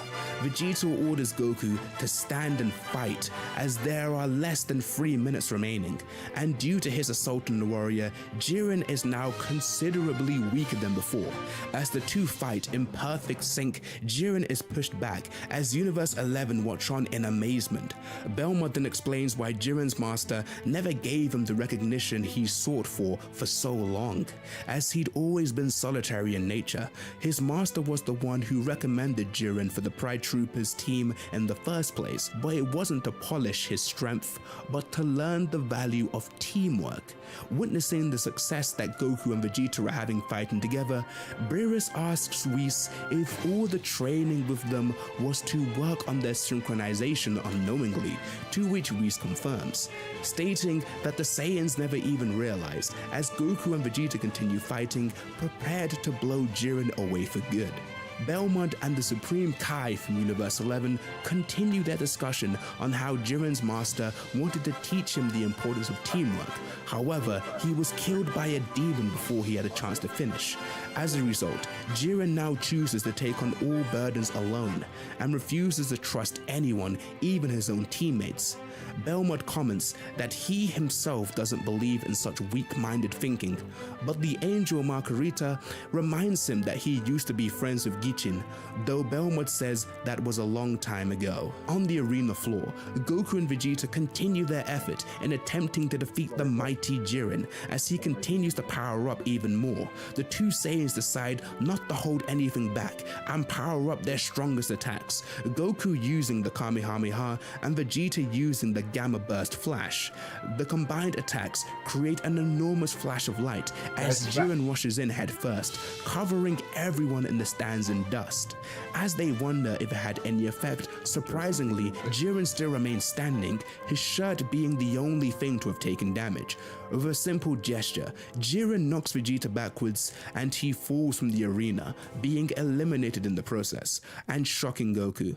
Goku attempts to land an attack on Jiren, but the Saiyan crumbles beneath his strength and is pushed back, just as he appears to show them divine perfection made whole.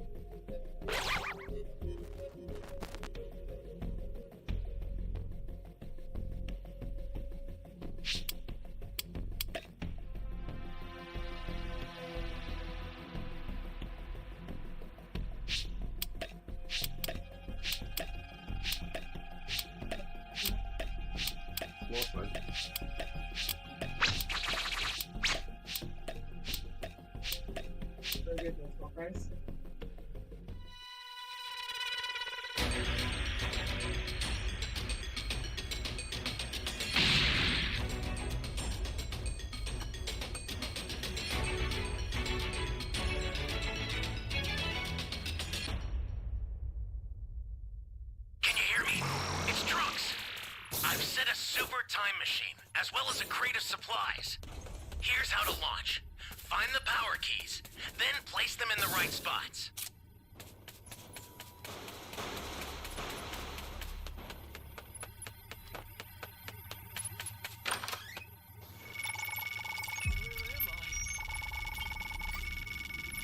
You have my thanks. See him anywhere?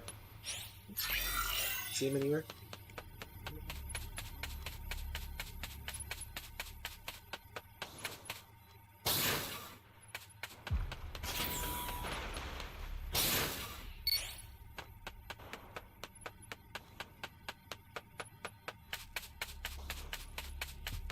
Flying Nimbus! You found a power key. Go slot it.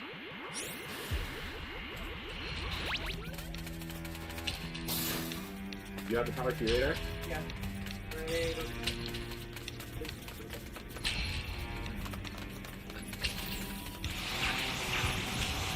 Well, it's too late, bro. We got. Why don't you pick it up? I didn't even like. So like, I know the power key radar is. Pick it up, you want? I'm looking for it. Great. You know what to do with that key.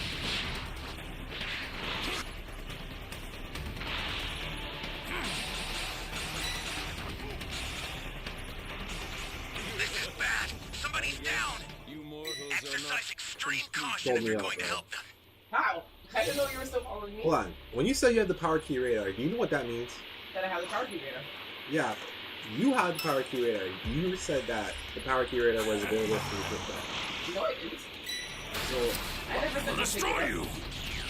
You assumed that I was giving it to you. I already have the power key radar. Not my fault. You assumed. so why am I following you That's what I to the said. power key radar? That's what I said. You said the power key radar is right behind me, and I went to look for it. I said the key is That's a behind new me. power key. Yes, I Place said it I now. have the power key radar, and the key is behind me. But... He's back. Yep. It's over! Are you okay?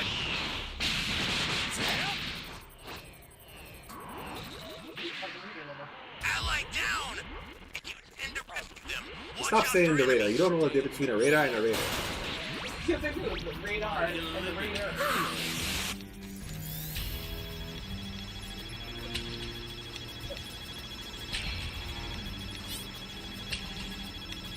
Actually, working to die.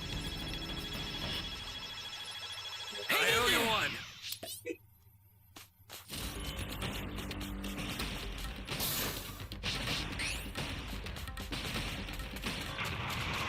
Great! You know what to do with that key. A super transfer is headed your way. Take it now! You know, I have a power key radar. Yes, I see. Flying Nimbus! That's what I had. And more. Mac, you got that Stay calm. transfer? Stay calm. You cannot. Oh, man. Let the An ally eradication needs your begin. help. We don't know what danger awaits. Think before rushing in.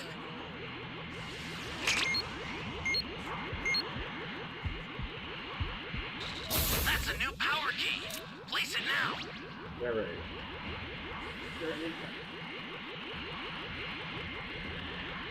All existence is an extension of the gods. Without us, there is Mac, you can take it.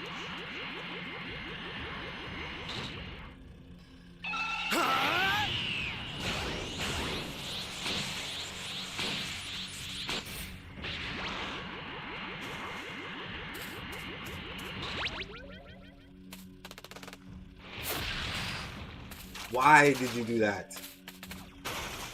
This guy came with the freaking same pod and gave away our I location. suggest you do not dawdle.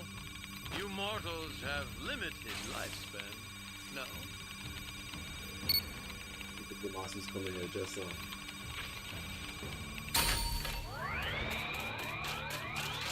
I suggest you do not dawdle. You mortals have limited lifespan. No.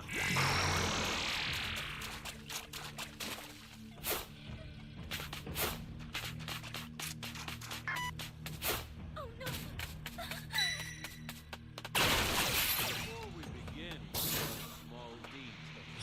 I am immortal. Oh no! You're stunted.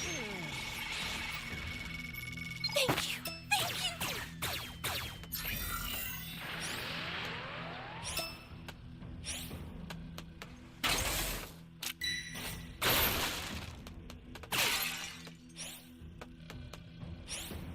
Flying Nimbus!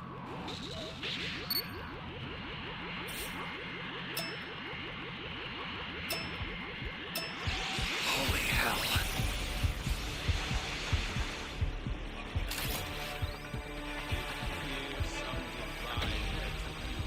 This is bad. Somebody's down. Exercise extreme caution if you're going to help them.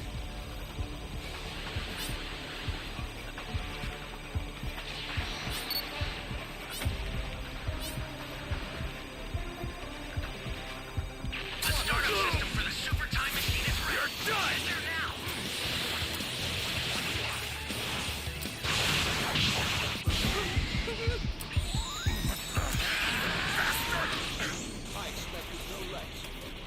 How dare you defy a god?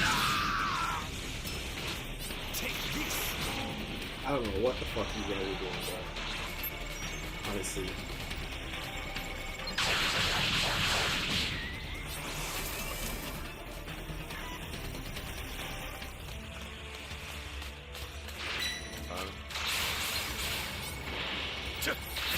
You're done! Bastard!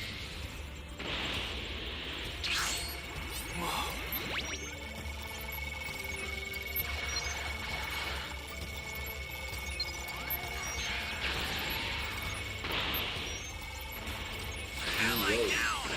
If you intend to rescue them, watch out for enemies.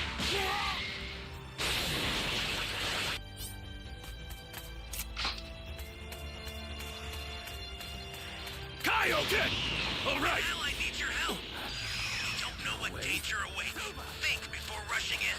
I'll send some supplies to help. Kaioken!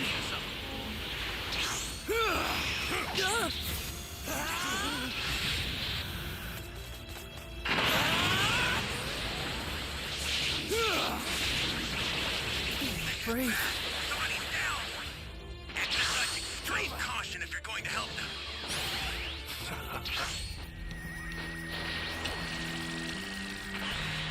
My form is justice, and my form is the good. Worship me. Praise unto me, the beauty, the sublime. Max, no one's coming to save you. An ally needs your help. You don't know what danger awaits. Think before rushing in.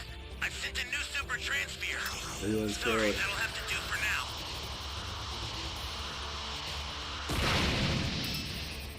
The startup system's under attack. It's dangerous.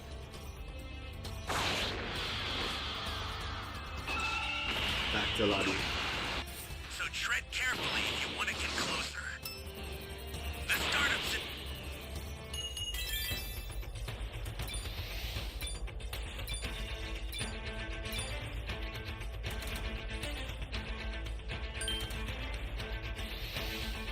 To be on the verge of elimination. A death ball appears behind the two of them. Frieza, who still remains in the tournament, calls out to Goku to hold on to Jiren and keep him there so he can throw his attack. Goku then grabs Jiren from behind, and Frieza throws his death ball, proclaiming that when he wins the tournament, his wish to be revived better be fulfilled. Frieza launches the blast, but Jiren is able to hold on to it and fling it upwards away in the air, much to everyone's shock. Frieza, however, in his golden state, charges himself directly at the warrior and delivers a solid blow to his stomach, the force of the impact knocking himself, Jiren, and Goku from the arena to be eliminated. Goku wonders why Frieza would do such a thing, as there are no contenders left. But just then, Android 17 emerges from underneath a rock, stating that he and Frieza's plan went smoothly after all, shocking Jiren, who falls out of the ring and appears in the tournament stands along with Frieza, Goku, and the others. Grand Priest and others voiced their surprise, unaware that Android 17 was still competing, as they couldn't sense his energy.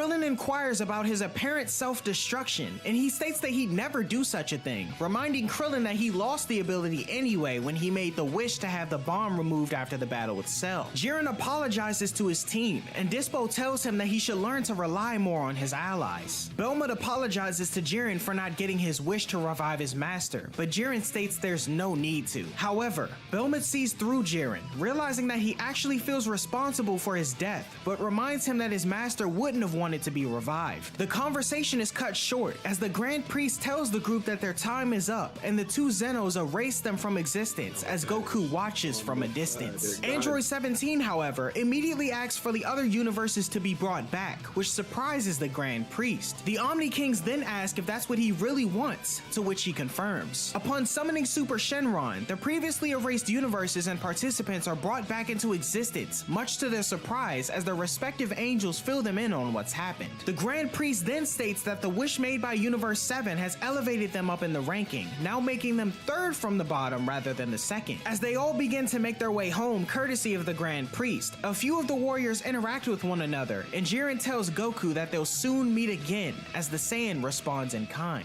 On the way back, Goku wonders why 17 changed his wish, and he simply replies that he didn't want the Zenos to have their way. Vegeta then offers to give 17 a ship of his own for his family, stating that he's sure Bulma would happily give him one, being the savior of the universe. Frieza then chimes in, reminding Goku about his promise to revive him, but suddenly, Whis uses his powers to grant him life again, saying that it's a gift from Beerus, who praises him for his strategy in defeating Jiren. Frieza appears to be surprised by the notion, but still vows to continue his evil ways, though Goku says he'll just beat him again if he does. Everyone returns to Capsule Corp, while Frieza returns to his own planet and 17 heads back to his island. Goku comments on how powerful Jiren was, and Vegeta agrees they couldn't even put a dent in him. As Bulma shows up, seemingly unhappy with Vegeta for promising 17 a ship, Goku takes a swift exit, and in no time at all, everything returns to normal across the multiverse. Sometime after though, Frieza causes more trouble once again, resulting in Goku and Vegeta having to defend the Earth from a Saiyan they had never encountered before. The Moral arc takes place after the events of the Tournament of Power and encounter with Broly. Sometime after, Goku arrives at Capsule Corporation to train with Vegeta in the Gravity Training Room. Vegeta inquires about Ultra Instinct, and Goku shares that he hasn't been able to activate it since the tournament. He expresses that continual rigorous training is necessary if he intends to use it again, and unexpectedly, Bulma interrupts them, requesting their presence outside. She informs them that Hercule had called, as a mysterious gang is attempting to kidnap Buu, and utilizing his instant transmission, Goku takes off, while Vegeta opts to fly. At Hercule's house, a sleeping Buu is being forced into a spaceship by a group of individuals. Hercule tries to thwart their attempts, but is unsuccessful. Goku and Vegeta arrive, catching the attention of the lead kidnapper.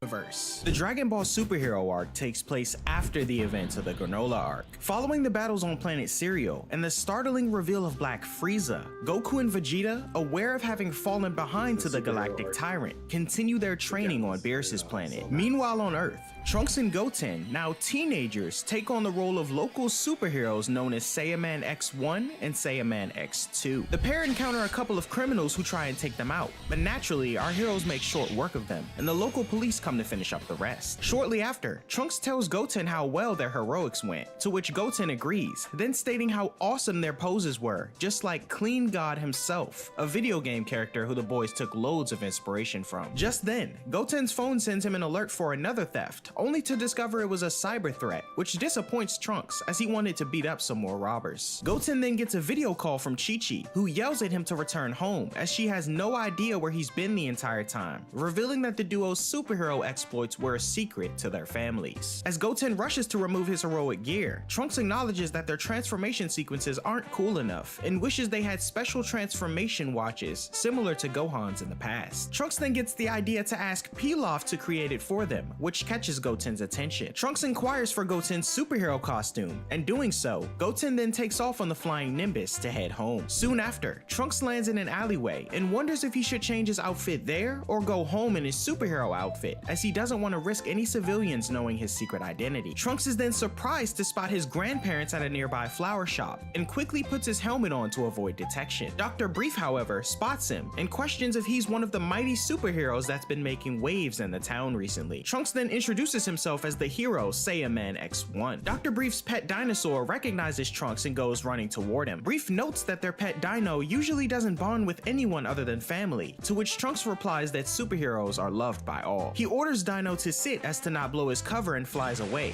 Brief then noting that the number of youngsters learning to fly has increased quite dramatically. Brief's wife then walks toward him after buying flowers. Brief tells her that the superhero's voice sounded very familiar to him, but changing the subject, his wife tells him to help choose which flowers are nicer, as she plans to gift them to Pan for starting kindergarten recently. Dr. Brief, however, thinks to gift Pan a fancy airplane instead, since the last time he saw her, she was upset that she couldn't fly like Piccolo and the others. Suddenly, Dino notices something in the distance and starts growling. I don't know revealing what's it to going be on with this Capsule Corps matchmaking, bro. helper bots running away from something. Dr. Brief wonders what's gotten into them, to which his wife inquires the same. He's then surprised, grabbing the attention of his wife, who sees a zombie and screams in fear. The next day at Capsule Corps, Trunks visits Pilaf and questions him about the wristwatches. Pilaf tells Trunks that his is ready now, and Goten's will be done the next day. In return of keeping his heroism a secret, Pilaf tells Trunks not to tell Bulma that he's been stealing the Dragon Balls. Trunks agrees and reminds him about his part of the deal, to which Pilaf says that he hasn't even told Shu or Mai about their heroic activities. Suddenly, Bulma interrupts from behind and inquires why they're being so secretive. Trunks manages to avoid the question, and Bulma tells him to get to school as he's running behind. Before he leaves though, Trunks sees Mai lifting a heavy box and stops to help her, as he still has a crush on her. Shu tells Trunks to help him lift the boxes too, but Trunks ignores him and tells Mai that he needs to talk to her when he gets home, and leaves blushing, which Bulma notices. Bulma then confronts Pilaf, telling him that the security cameras caught him stealing the Dragon Balls from her room. She demands him to return them immediately, to which Pilaf agrees. Later, Trunks arrives at Blue Hall High School and sneaks into his classroom from the window. However, his teacher spots him and gives him a tardy slip for being late. As the class session continues, Trunks' friend Compass questions why he's been late, to which Trunks replies that he's been busy with some after-school work. Compass assumes it's related to Capsule Corps since Trunks is destined to become the next president of the corporation, but Trunks lets him know that he doesn't want to run a company and needs more excitement in his life. Sometime after class, Trunks' friends Scale and Rula take him up on his comment, inviting him to Mount Butterfly with them as a dare since the school hockey players reported sightings of ghosts there. Trunks backs out saying it's too silly for him, but in reality, he's afraid of ghosts and ghouls. After school, Trunks invites Goten to come over and play the Clean God video game. Trunks states that playing games are great and all, but he'd much rather be kicking butt in real life with criminals, to which Goten responds that he's excited to get his transformation watch. Trunks tells him that he gave his own watch a test run already, but rather than fight crime, he flew to the movie theater to buy 2 tickets to the Clean God movie. Goten thinks that one of the tickets are for him, but Trunks tells him that he wants to go with Mai instead, surprising his friend. Trunks makes his way to the Capsule Corps lab and questions if Mai can go to the movies with him on Saturday, but she rejects it, as everyone in the lab is busy fixing the helper robots. Trunks questions why so many robots suddenly need fixing, to which Shu tells him that word around town is the robots became disobedient and ran away from their owners' houses. Pilaf believes that this is no malfunction though, as it must have been caused by someone tampering with the robots. Trunks then inquires if Mai will get the Saturday off if he resolves the issue himself, to which Pilaf confirms, prompting Trunks to rush back to Goten, and the two prepare for a new mission. Night falls, and as the boys traverse the city streets, they don't see anything suspicious in the area. Goten mentions that there have been reports of ghost sightings though, to which Trunks shivers in fear, prompting Goten to question if he's scared of ghosts. Trunks states that as the son of a scientist, he doesn't believe that ghosts are real, to which Goten reminds him that both Goku and Vegeta both died before and came back as ghosts to the real world. Trunks says that's not the same thing, and suddenly bumps into a stranger. He looks up and notices that he has a face of a zombie and squeals, running past Goten and hitting his watch on a nearby light pole. Goten notices the zombie-faced man using the click of a button on a remote of his, which causes a nearby helper robot to malfunction and take off on its own. Trunks then says that the man was probably wearing a mask to scare people, and suddenly a car passes by the boys with bright lights, blinding them. They suspect the culprit is inside the car and decide to follow it, leading them to the mansion rumored on Mount Butterfly, where ghosts are supposedly sighted the most. Trunks is scared and wants to come back at daylight, but Goten wants to continue, reminding Trunks that solving this case would allow Mai to go on a movie date with him, motivating Trunks to overcome his fear and get ready for action. Trunks and Goten sneak up and look through a window of the mansion, and to their surprise, find out that the Capsule Corps helper bots were reprogrammed to work in the factory they're now witnessing, making sushi as it was apparently popular in the West Capital recently. Suddenly, another zombie-like stranger notices intruders and stomps towards We're Goten still in the and lobby Trunks, waiting for a but he match. actually spotted Trunks' case friends anyone's instead, wondering. as they decided to go through with their dare and visit the location themselves. The stranger chokes Compass, threatening to beat him, and Trunks tells Goten to wait outside as he transforms into Saiyaman X1 and goes inside to save everyone. Trunks arrives in the nick of time to save Compass as he knocks him out of the zombie's hand. Much to everyone's surprise, another zombie dressed in football gear questions who the hero is, to which Trunks' friend Scale interrupts his introduction, exclaiming he's a major fan. The rest of the zombies then gang up on Trunks as they don't want any witnesses to their location, but he easily sends them flying with a barrage of quick attacks. Trunks hits hits the leader of the bunch with an upcycle punch, but it has no effect. The zombie then stating that he was built different than the others and that he could withstand the impact of punches like those all day long. Undeterred, Trunks then gears up to try out another one of his finishing moves, but his watch malfunctions, revealing his identity to all his friends. Goten,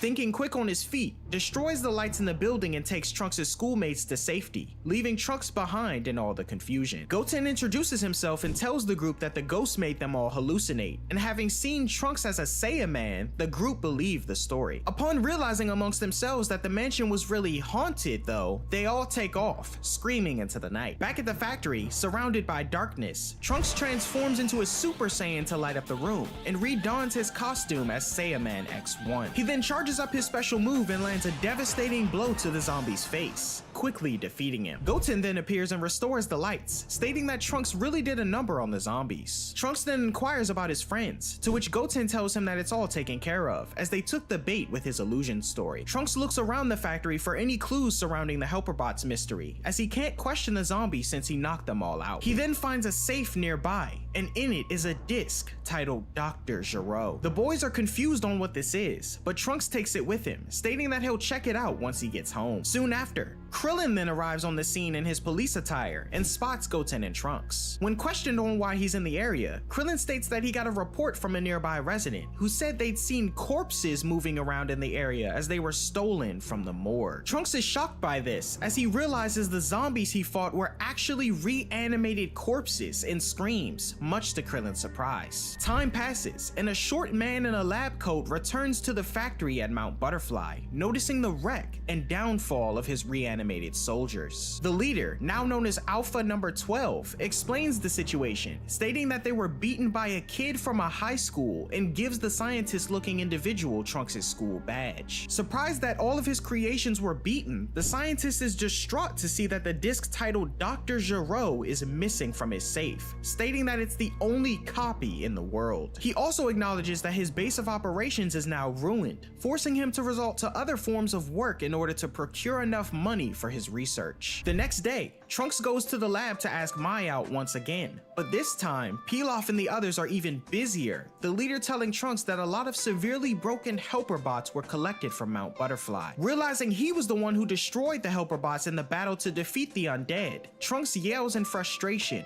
confusing Mai. A few days later, Trunks attempts to access the mysterious disc on his computer, but can't get through the security system. He then decides to use his mom's computer as it might be more effective, and manages to access it, now able to view the data for Cell, although he's not entirely sure what it is. Soon after, the computer beeps and unleashes a virus loaded on the disc by the scientists to protect the data. Trunks attempts to remove the disc and try to save the laptop, but fails as Bulma storms in his room, scolding her son for breaking yet another one of her personal belongings. Trunks' little sister Bola, however, approaches the laptop and manages to fix it instantaneously, shocking Trunks. Bulma then tells Trunks that she's got a special job for him, and we see Mai in a uniform, now enrolled in school. To avoid suspicion given her childish appearance, the two head off and arrive at school, where Mai is introduced to the class, some students in agreement that she seemed very mature and beautiful. She sits next to Trunks, where a few students question her about her living situation at Capsule Corps, to which she responds she lives there as an employee while attending school. Trunks' friend Scale then questions whether Mai has a boyfriend or not, to which Trunks cuts in, abruptly telling him that she doesn't. Just then, another student is introduced to the class, announcing his name is Beta, and Trunks' friend Rula cuts in to help him to get up to speed in class, as she finds him attractive. As the two begin talking, Mai takes an unusual interest in Beta, which Trunks notices. Time passes and gym class starts, and Trunks demonstrates his extraordinary abilities on the basketball court to impress Mai. However, Beta comes from behind, takes the ball from Trunks, and heads toward the basket. Irritated by the sudden turn of events, Trunks uses his super speed to block Beta from scoring, much to the surprise of his classmates. However, Beta manages to get by Trunks and score, upsetting the Half Saiyan. As Mai sits in observation, a close-up shot at Beta's eye reveals that he's been transmitting the video of his encounters to none other than his creator, the scientist whose new hideout is near a port. Witnessing Trunks' super speed, he questions his Alpha soldiers on if Trunks is the one who beat them and stole the disc. However, all they can remember was a blonde kid on account of their rotting brains, and the scientist, now known as Dr. Hedo, states that he regrets not installing surveillance cameras at the Mount Butterfly factory. Hedo says that their only clue for now is that the culprit has superpowers capable of taking down androids, and commands his creation, Beta number 1, to hunt him down, to which the android confirms. As we cut back to class, Mai glares at Beta intently, but Trunks cuts in, telling her that the boy's victory over him in basketball was just a fluke, and that he'll win next time for sure. However, Mai, seemingly uninterested, tells Trunks to be quiet, which confuses him. She then points out that Beta isn't human, and the two notice the stitching on his neck, prompting Trunks to freak out as he believes it's another one of the undead. In response, Mai says that he's likely an android, but a different type than number 18. She also points out that it seems like he's looking for someone, to which Trunks thinks to himself that the zombies are likely out to get him after the incident at Mount Butterfly. Class ends, and observing through Beta's feed, Dr. Hedo, suspicious of Trunks, commands the android to do whatever it takes to find out if he has superpowers. Beta then throws a football at Trunks, but Trunks ducks, pretending he needs to tie his shoe. The ball bounces around and hits a fire extinguisher, covering Beta in the liquid as Trunks walks off, irritating the android. Lunchtime comes, and Beta pretends to spill his soup in an attempt to reveal Trunks' power. However, Trunks catches it and thanks him for the food, irritating Dr. Hedo, who watches from the feed. We cut to math class, and Beta beats Trunks in a race of solving equations. Dr. Hedo jumps in excitement, but his alpha soldier reminds him that solving math problems won't help him to catch their thief. Hedo acknowledges this sentiment, but states he needed a small victory. After school, Beta waits behind a wooden wall with the intent to drop it on Trunks to reveal his strength. Trunks notices and prepares to do something about it, but suddenly, Beta notices Goten in the distance, picking up a car to grab a tennis ball for a couple of girls. Trunks calls Goten an idiot for revealing his power at school, and Beta, now assuming Goten to be the thief, is commanded by Dr. Hedo to transform and get the disc back. Ripping off his school uniform, Beta appears in front of Goten with his superhero outfit, to which Goten states that it's cringe. Trunks and his classmates circle the two, with the half Saiyan hoping Goten doesn't engage him at school. Beta, now introducing himself as Beta number 1, states that he's Dr. Hedo's masterpiece, to which Goten questions who that is, as he's never heard of him before. As he attempts to head home, Beta rushes in to attack, and Goten dodges. Beta throws a few more punches and kicks at the half Saiyan, but Goten manages to evade them all, as Trunks' friend wonders if a show of sorts is going on. Beta commands that Goten return the disc that he stole, which confuses him, and Beta continues his assault. Trunks acknowledges that this android is far stronger than the zombies he's fought before, and tells Mai to hold his bag for him while he runs to the restroom. Beta chases Goten around school and prepares to land another blow to the half Saiyan, but just as Goten decides to stop running and fight back, the punch from Beta is blocked, revealing our hero once again, Saiyaman X1. Through Beta's feed, Hedo's alpha soldier recognizes the hero, exclaiming that X1 is the one who beat them all up, and Dr. Hedo tells Beta to attack him instead. The two exchange greetings, but before they begin, X1 gives Goten his transformation watch, as it was finished in the morning. Suddenly, Beta catches X1 off guard and lands a blow to his stomach. Unfazed by his attack, X1 smiles and throws Beta onto the school football field, where he lands a down cycle kick and knocks him away some more. As the students run toward the action, Mai thinks to herself that Saiyaman X1 seems familiar. Observing from his hideout, Dr. Hedo admires the Saiyaman's strength and costume, but states they can't lose the battle, commanding Beta to use his secret weapon, which the android confirms. Beta then clicks his belt and unleashes a battle jacket known as Beta number 2 and fires a missile at X1. Surprised as the explosion could mean the deaths of his schoolmates, X1 redirects the missile into a lake on the outskirts of the city, as it explodes not far from Dr. Hedo's hideout. X1 then charges in and delivers a few punches and kicks to knock down Beta 2, but he ends up tumbling near Mai in the process, and she falls over. As Beta 2 turns around, he and Dr. Hedo notice the stolen disc in Trunks' bag. Mai stands up to flee, but Beta grabs hold of her before she can escape, much to X1's anger. Before he can act, Beta launches multiple missiles toward the school students. In an instant, he manages to destroy them, but Beta detaches from Beta 2, flying off with Mai as the missiles persist in X1's direction. Suddenly though, a hero rushes in and thwarts Beta 2's assault, revealing himself to be Saiyaman X2,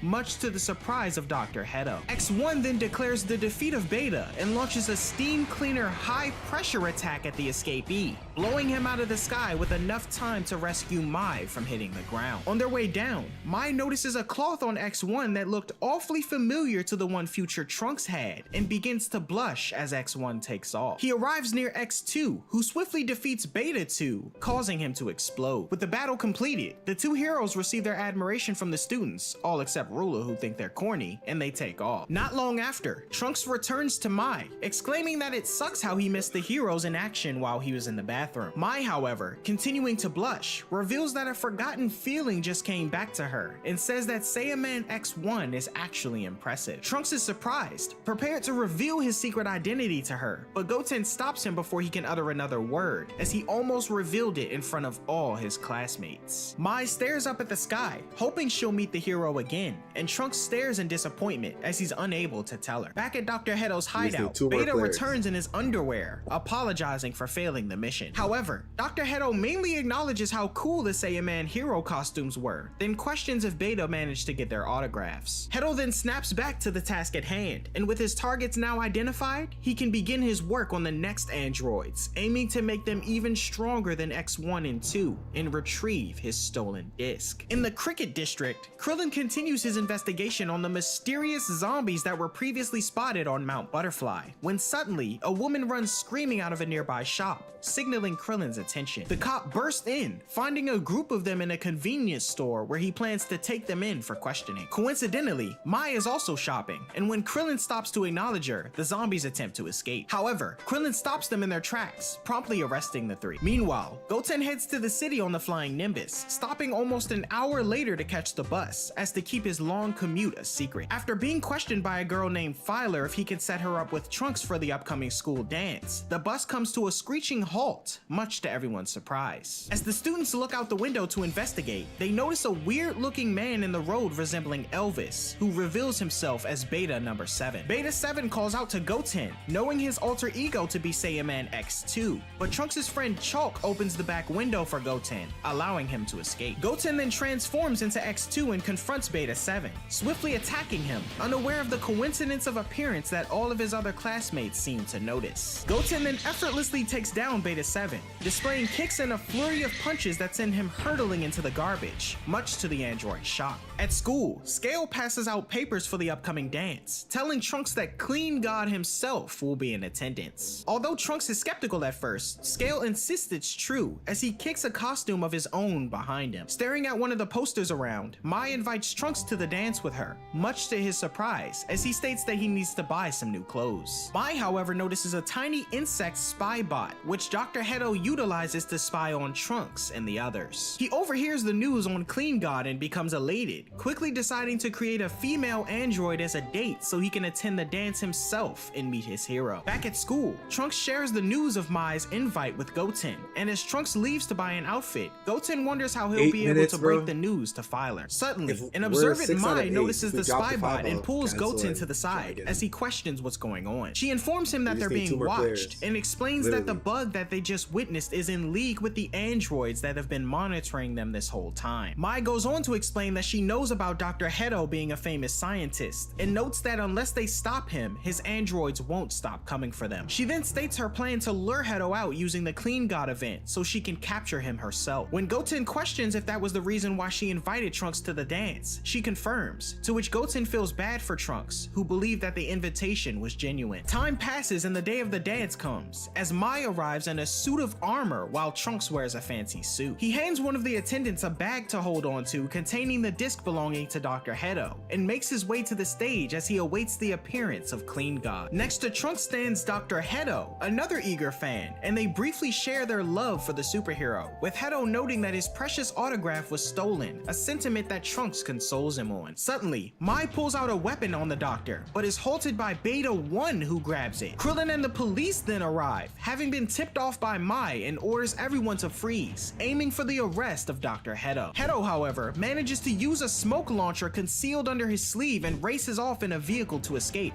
giving Krillin and the others the slip. The other officers question if they should pursue, but Krillin states he'll be going alone in order to find Hedo's lair. Trunks questions Mai's intent to take down Hedo on her own, to which she replies that she was tired of being the one always needing to be rescued. Trunks then realizes the bag containing the disc has been stolen, and Mai tells him to catch up to Hedo, exclaiming that he's Saiyaman X1 after all. Trunks wonders how she knew, too, believing she'd just mistaken him for future Trunks. But Mai states she'd realized that wasn't possible and was able to deduce his identity. Trunks then vows to become the strongest superhero in the world so he can take her out on a date. And recognizing the situation at hand, Mai agrees to go on as many dates as he wants, so long as he catches Dr. Hedo. Trunks and Goten then take off, ready to suit up, as Scale emerges in the Clean God uniform, wondering where everyone went. Meanwhile, Beta 1 recovers the disc for Dr. Hedo, revealing that Trunks Guys, I had don't it know what's after going on all. with this At the kid, same bro. time, Krillin is tailing Hedo and his cohorts, as Goten and Trunks follow close behind. Krillin then informs the two of the situation, explaining that Dr. Hedo was the grandson of Dr. Gero, and both specialize in the creation of androids. Trunks recognizes the name Gero and questions if he's the one who created Cell. He goes on to ask about Hedo's intentions of plotting world domination, to which Krillin replies he's unsure, but notes he has androids working jobs for him to make money for his projects. Krillin's superior officer then calls him, stating that the Red Ribbon Army is targeting Hedo, which Trunks notices. Trunks inquires about the army being dastardly villains back in the day, and Krillin confirms, noting that they've started up again recently. Krillin then reveals that the army wants Hedo to work for them, and if they find him first, it could lead to a crisis for everyone. He looks back to notice that the boys have stopped, filled with excitement about being superheroes for real. Krillin then tells the two to keep their situation under wraps, especially from Chi-Chi, who could make things more complicated. Moments later, Hedo arrives at another one of his secret labs, as one of his undead soldiers alert him of the impending arrival of Krillin and the Saiyaman. Realizing his Beta and Alpha soldiers are no match for the three, Hedo opts to unleash his last resort, though he has doubts about the being's intelligence. Trunks and the others burst down the doors of Hedo's hideout, only to be met with a Dino android before them, who Hedo notes is optimized for power and stronger than any android they've faced before. Hedo then unleashes his creation, Dino Droid number 1, who rushes in and grabs Goten. The android then viciously swats Trunks away with his tail, slamming him into a nearby wall. Krillin rushes in and delivers a few punches and kicks to the monster, but is met with a mouth beam that narrowly misses him. The beast continues its rampage, squeezing Goten and crushing Trunks, as Hedo panics at the thought of his lab being destroyed. The two half Saiyans struggle to free themselves, and in a desperate move, Trunks releases an energy blast at the Dino Droid, but it's revealed to be ineffective. Krillin then notes that some mechanical piece of the android must be its weakness, and leaps to the top of the Dino Droid, readying a Destructo Disc. Krillin releases the disc and it collides with the technology on the android's neck,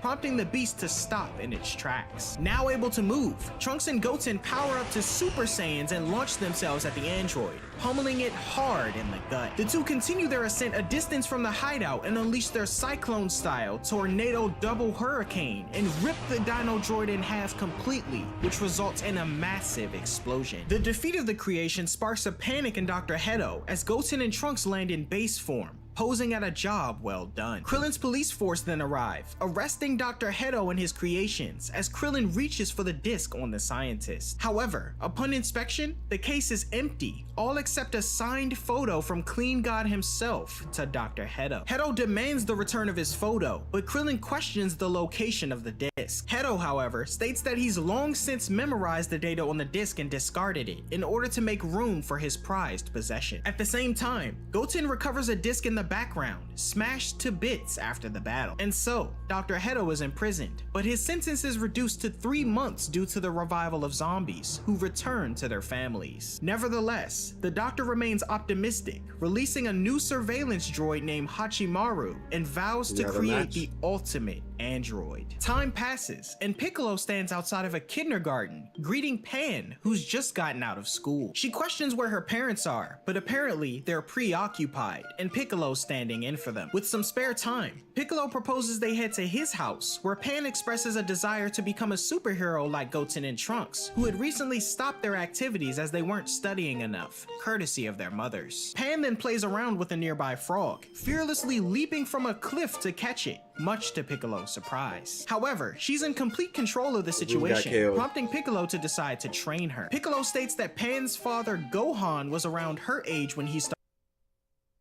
I gotta post the room key again.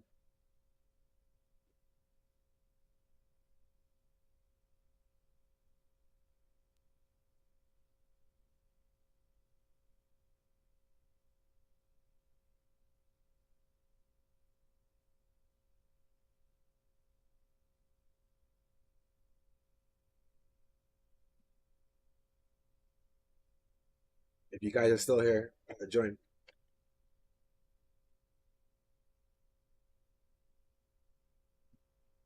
That's a controller.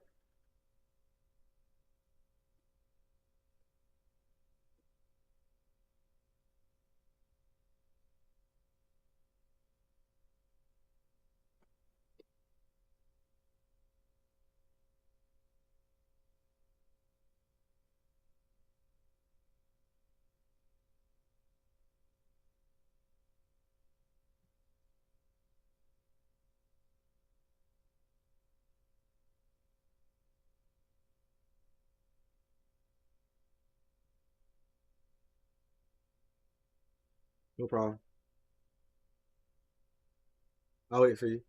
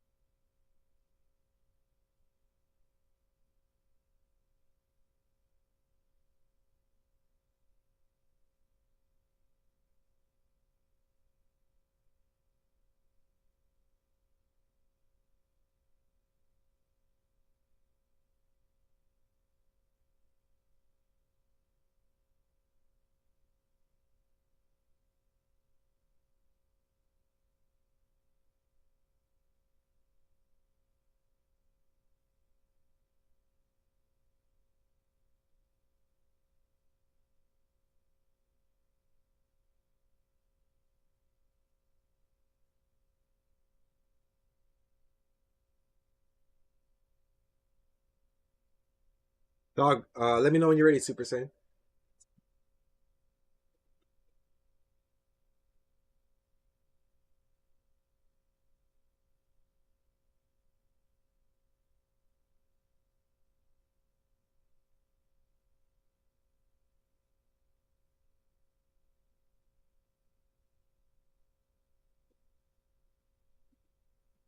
Just close the game and just close the game, Mac, and open it again.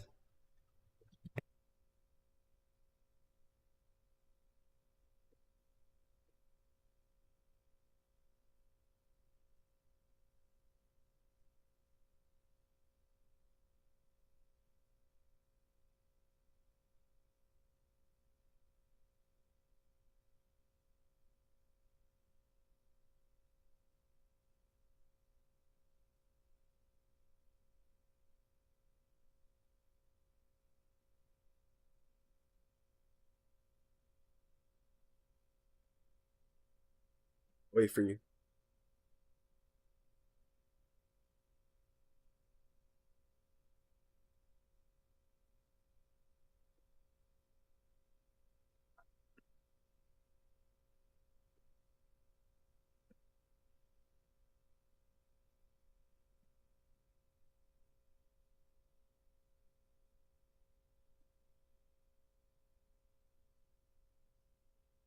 Started training, so she might as well begin now, much to her joy. Meanwhile, at Sunset City Police Department, Sergeant Nuts and Krillin deliver a presentation on the notorious Red Ribbon Army. They focus on Magenta, the son of the previous Red Ribbon leader, Commander Red, and the head of Red Pharmaceuticals, a front for the revived Red Ribbon Army. Dr. Hedo is also discussed, more specifically as their target for recruitment to create more powerful androids. Krillin explains Hedo's educational and family background, going on to say that his father was Dr. Giro's second son, and Hedo was a prodigy in the realm of academics. However, both his parents died when he was young, and despite his genius, Hedo couldn't quite make it in any major organization given his quirky personality, thus forcing him to use what was left of his family's inheritance to continue his research on his own. Anticipating Hedo's release from prison in 3 months, Sergeant Nuts believes it to be the opportune time for the Red Ribbon Army to approach and recruit him. She states they'll need to stop this at all costs, otherwise the world could be in serious danger. At Red Pharmaceuticals, a man in a red suit known as Carmine informs Magenta that Hedo is currently in prison much to his displeasure. However, Carmine pledges to seize Hedo upon his release in 3 months, prompting Magenta to confirm, as he plans to make good on his father's wishes to conquer the world. 3 months later, Hedo was released from prison, but not before disarming an explosive that likely kills everyone inside. Suddenly, Magenta and Carmine pull up next to him, attempting to introduce themselves. However, Hedo was already aware of Magenta's identity, thanks to his cyborg spy bot Hachimaru, who'd been following Carmine wherever he went. Aware that Magenta is a part of the Red Ribbon Army, Hedo wants to hear more about his proposition, and the three take off in their vehicle. Nearby, Krillin, observing the events, decides to tail the group to uncover the location of their secret base, while the remainder of the police force eagerly await his intel. Magenta offers his condolences for the dear departed Dr. Gero, but Hedo is unfazed, stating that he never knew him and thus didn't care much. Surprised, Magenta explains that Gero's death was a major blow to the Red Ribbon Army, but goes on to say that Hedo's passion for android research piqued their interest and they want him to work with them. Magenta offers research, funds, and facilities, and at the same time, Hedo spots Krillin latched onto their car and deploys Hachimaru to attack him. Continuing their conversation, Hedo states that he has no intention of conquering the world, as Hachimaru rams the back of their car in an attempt to get rid of Krillin. Unbeknownst to Magenta, Krillin is still tailing them, as Hedo notes he's actually a fan of powerful superheroes. However, Magenta informs him that the Red Ribbon Army is out to make the world a peaceful place where they're in control, as Krillin lays on top of the vehicle. Pursuing his target, Hachimaru charges toward Krillin as Dr. Hedo continues his conversation, telling Magenta that taking over the world by force isn't really his way of doing things. Aiming to sweeten the deal, Magenta offers 1 billion zenny for every android created, and Carmine brandishes a gun in an attempt to sway the scientists further. Hedo agrees to the terms, but clarifies that the weapon doesn't scare him, as he's injected himself with a compound that makes his skin resistant to bullets. He also threatens the two with Hachimaru, who's capable of incapacitating a human or biological part of an android with its toxic stinger, as Krillin faces said stinger during his battle with the mechanical being. Krillin evades Hachimaru's attack and manages to shoot it dead on, as it lands on the windshield of the car. Carmine spins out with Krillin still atop the vehicle, Hedo clarifying once more that he has no interest in conquering the world, but will join the army as the money will aid him in creating history's greatest androids. Carmine regains control of the vehicle as Hachimaru is left in the road, both he and Magenta still unaware of being tailed by the police. Hedo then questions the army's biggest problem right now, to which Magenta states that it's the people who defeated Cell. Realizing that Hercule wasn't the culprit, Hedo's informed that there's a secret group of powerful beings surrounding Capsule Corporation. Magenta says that the Red Ribbon Army believes them to be aliens, who are using the resources of Capsule Corp to plan a full-scale invasion on Earth. He goes on to say that Majin Buu and King Piccolo are also part of this group, while simultaneously, Krillin transmits confirmation to Sergeant Nuts that Dr. Hedo plans to work with the Red Ribbon Army. Having not forgotten about Krillin though, Hedo summons Hachimaru once more, who recovers from its broken state and launches itself toward the car, ferociously knocking Krillin away as he crashes on the side of the road. Hedo and Magenta solidify their agreement to create the greatest androids in the universe and continue on, as the scientist notes that he's also taking care of a police officer who is tailing him. Krillin then alerts Sergeant Nuts that he lost the vehicle, much to her displeasure. 6 months later,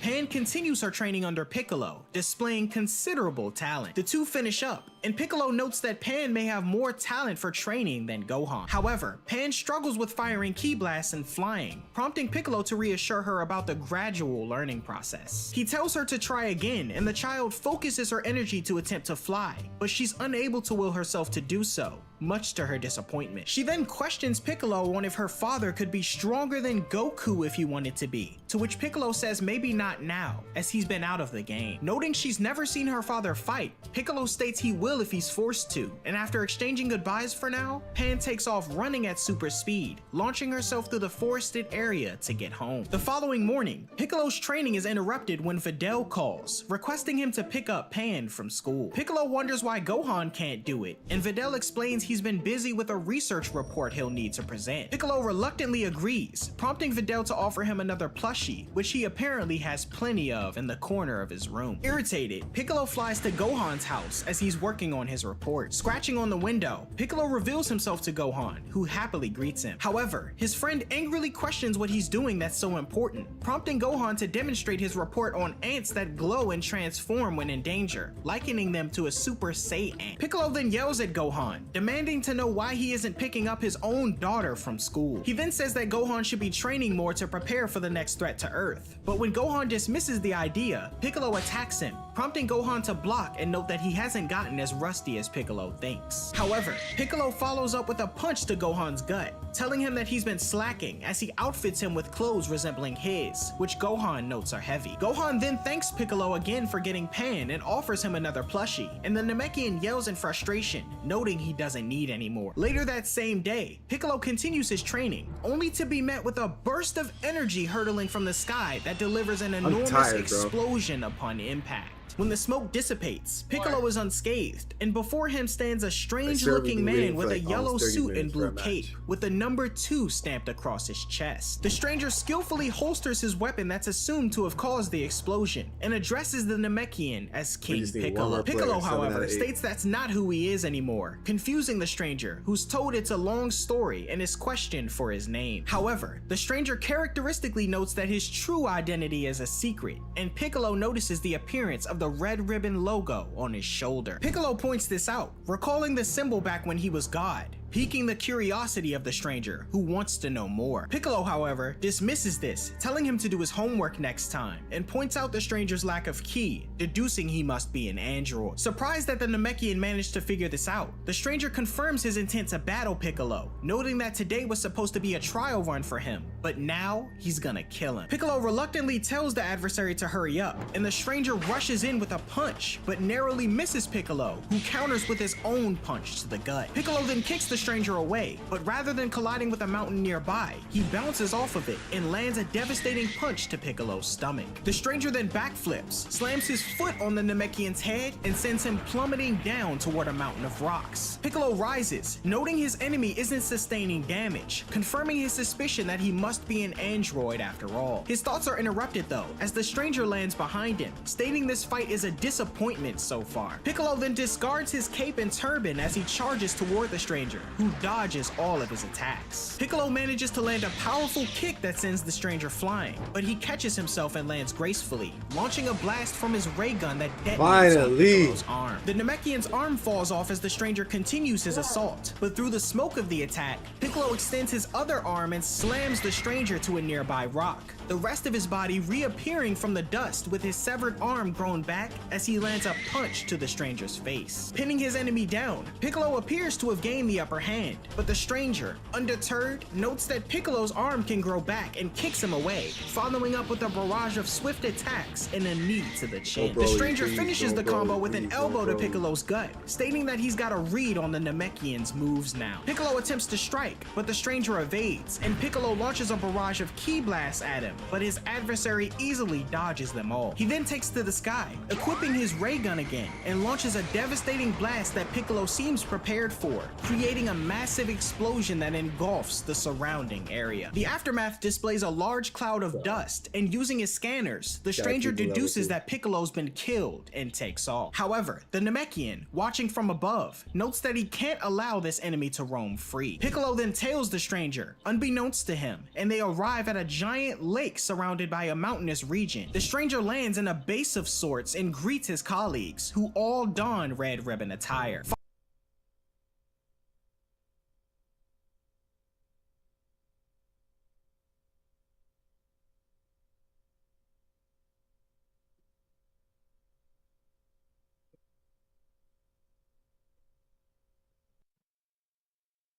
One second, just have to reset my capture card.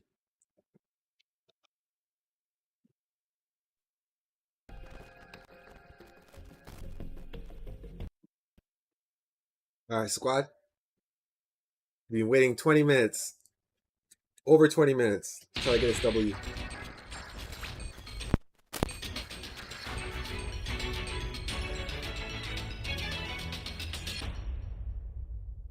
Can you hear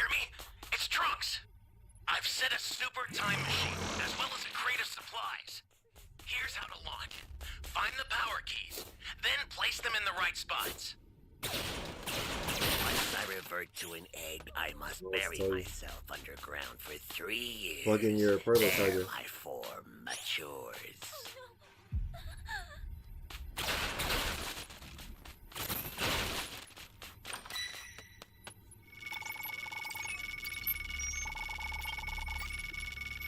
Thank you so much.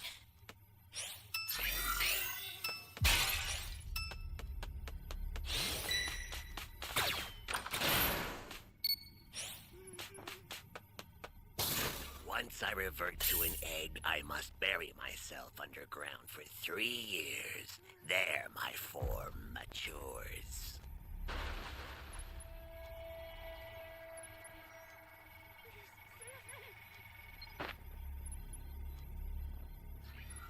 Take this. Take this. You found a power key. Go slot it.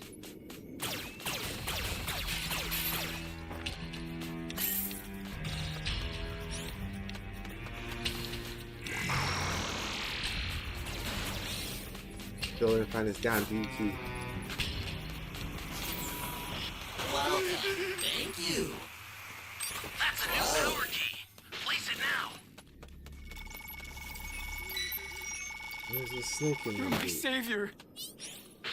Hey, great! You found another power key. Use it quick. This is bad. Somebody's down. Exercise extreme caution if you're going to help them.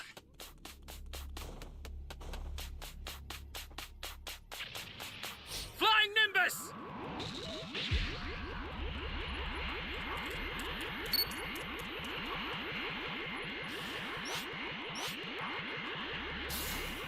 I'm heading towards A. An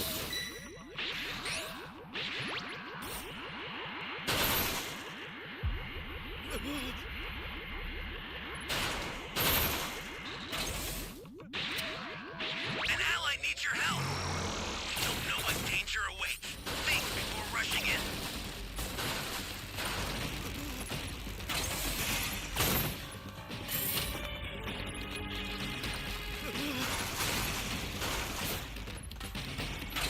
That's a new power key. Place it now.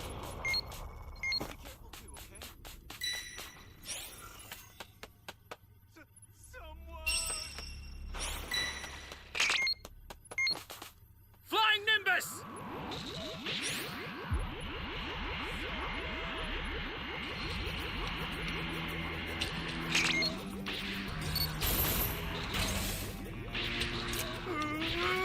Stupid level 3 cell.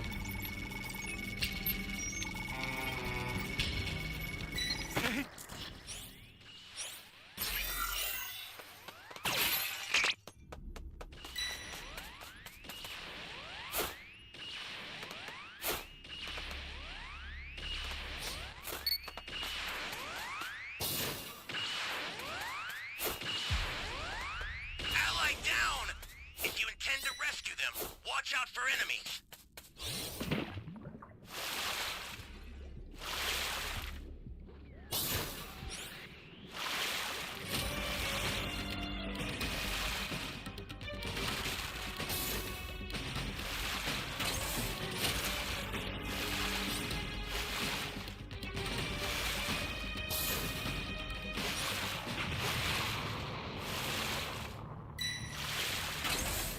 I do not know where this damn A key is.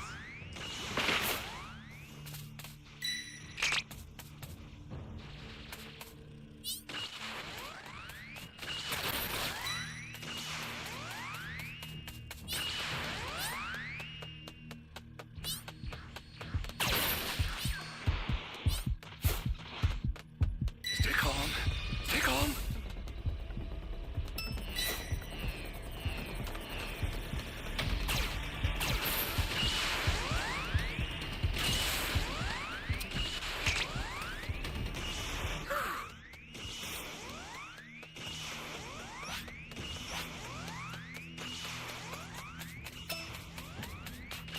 Pardon me? An ally Jason needs Mac. your help. We don't know what danger awaits. Think before rushing in.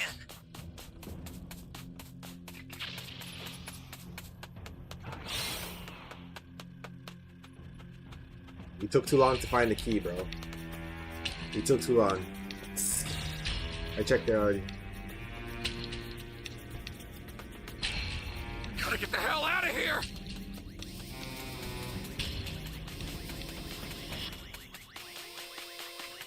Access the startup system from the central area. Just a little more to go, then you're done.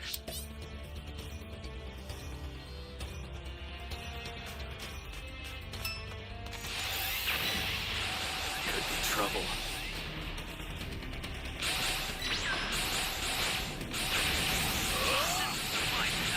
Make good use of them.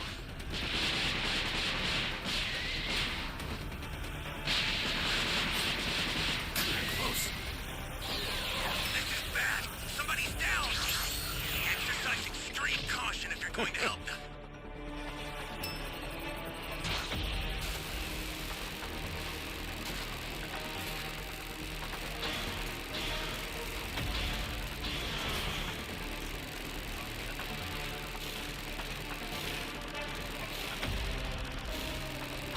An ally needs your help. We don't know what danger awaits. Think before rushing in.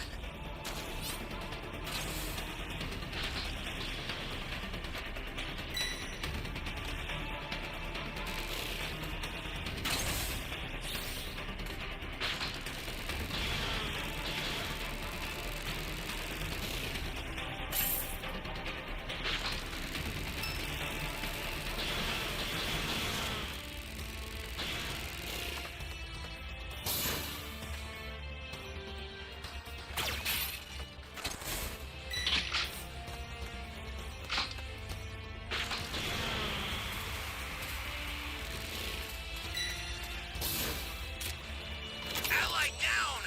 If you intend to rescue them, watch out for enemies.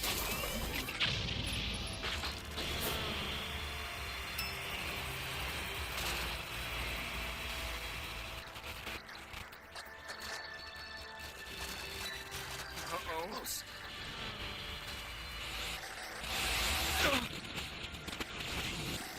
Ally needs your help. We don't know what danger awaits. Nah. Before rushing in.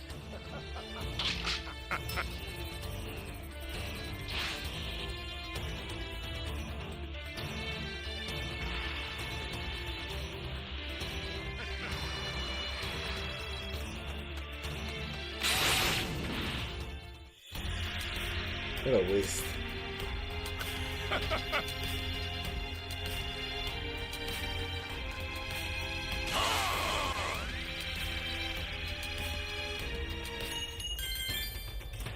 Right?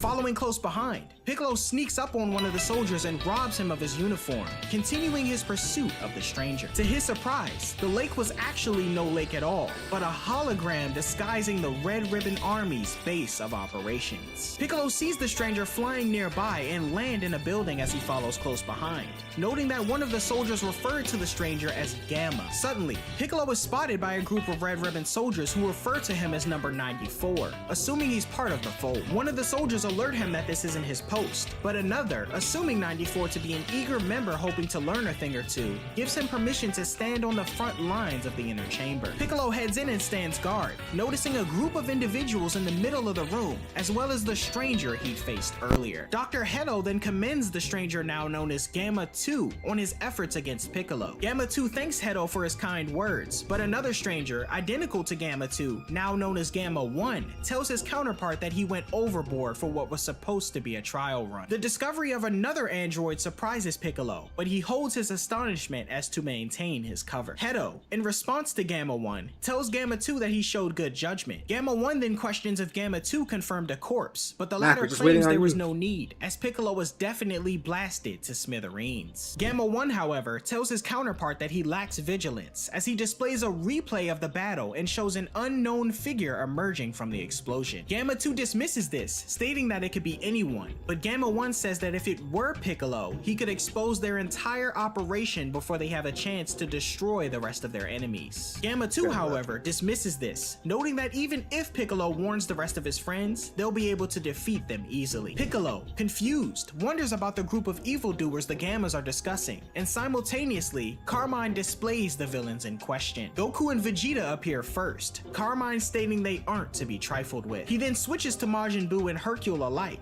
noting that Hercule's true power currently eludes them. Unimpressed, Dr. Hedo states that the Gammas are already powerful enough to overcome any threat, questioning Gamma 2 on his battle against Piccolo, to which the android notes that it was too easy. Hedo goes on to say that once the Gammas eliminate the organization within Capsule Corps, including Bulma herself, it's only a matter of time before the Red Ribbon Army can dominate the world. Magenta changes topics and questions Hedo on when his creation Cell Max will be ready, but Hedo points out it's a needless concern, as the Gammas make Cell Max non-essential for their plan. Magenta persists in his questioning though, and Hedo pulls up the feed of his creation, resembling Cell's second form from the days of the android threat, surprising Piccolo. Hedo states he needs more time as his brain functions can't be rushed, but Magenta, frustrated, states he's waited long enough. In response, Hedo says that although he didn't like the idea of utilizing Dr. Giro's research to build such a powerful creation, he isn't dragging his feet, and the process will take some time. He says that rather than complaining, Magenta should be grateful that they have the Gammas to help in the meantime, but an impatient Magenta exclaims that he wants Cell Max up and running right away. Hedo, however, remains stern in his decision making, telling the leader that if Cell Max were to be released now, he would destroy the very world they hope to rule. He proposes letting the Gammas continue to dispose of those who threaten them and activate Cell Max when he's fully operational. Having heard enough, Piccolo makes his way out of the room, poised to warn the others. Outside, Piccolo calls Bulma, questioning Goku and Vegeta's location. Bulma informs Piccolo that they're on Beerus' planet, and Piccolo tells her to call Whis using her device and tell them to return to Earth immediately. When Bulma questions the urgency, Piccolo doesn't get into details, but tells her that they're dealing with a new crisis. She agrees to contact the two, and having no time to lose, Piccolo takes off to grab some sensu beans. At Capsule Corps, Bulma frantically searches for her device to contact Whis, and Piccolo arrives at Korin Tower, explaining the situation to Korin and Yajirobe. Korin, however, only has 2 sensu remaining and addresses Piccolo as Kami, but Piccolo informs him that he doesn't go by that name anymore. Soon after, Bulma contacts Piccolo, informing him that she can't find the device. Piccolo tells her that the situation could get rough without the help of Goku and Vegeta, and Bulma opts to continue her search. Piccolo then ponders on the situation, stating that based on his own battle, the Gammas are on par with Goku and Vegeta themselves, his last display of their power being the battle with Moro. Korin suggests Gohan step into fight, but Piccolo says the Half Saiyan is of little use to them right now. He also states that number 17 and 18 are probably useless as well, given the enemy likely knows their weak points from Dr. Hedo's data. Majin Buu is also mentioned, having been asleep for a while now. With seemingly all his options depleted, Piccolo states he's the only line of defense against the Red Ribbon Army, but suddenly has a realization, claiming that Dende may be able to help him out. Meanwhile, Bulma continues her search for the device, finally stumbling upon it in the mouth of her pet Dino. On Beerus' planet, Whis' staff receives the communication from Bulma, but the angel seems preoccupied with an ongoing battle. An explosion suddenly occurs, sending Whis' staff flying into the distance, continuing its reign. The battle seems to involve Goku, who's leaping away from an incoming blast unleashed from someone. Goku blocks the blast in base form, and appearing from the resulting smoke is Broly. Broly attempts to land a few punches and kicks on Goku, but Goku evades them all. The Saiyan remains on the defense as Broly continues his assault, and Broly suddenly headbutts Goku, who manages to catch himself and come flying back toward the Saiyan. Goku attempts to kick Broly, but Broly manages to block the attack as the two stare each other down. Goku then breaks away, complimenting his adversary on his quick learning, but Broly says he's still trying to get the hang of things. Goku, however, reassures the warrior, telling him that it's a gradual learning process, and soon he'll be fighting with a level head without snapping into rage. Goku then proposes they take their training up a notch, and Broly declares he's ready, addressing his adversary in his Earth name, son Goku. After a brief overview of Broly's character and how our protagonist learned of him, Goku and Broly continue training on Beerus's planet. When Broly becomes overly enthusiastic, Goku advises him to ease off to prevent any chaos. Meanwhile, Vegeta is shown meditating, surprising Goku, who notes his rival isn't usually the type to calm his mind. Vegeta, however, explains to Goku that this serves as a form of training. He emphasizes that their physical capabilities have reached their peak, comparable to formidable opponents like Jiren, Broly, Moro, Gas, and Frieza. Rather than focusing solely on physical prowess though,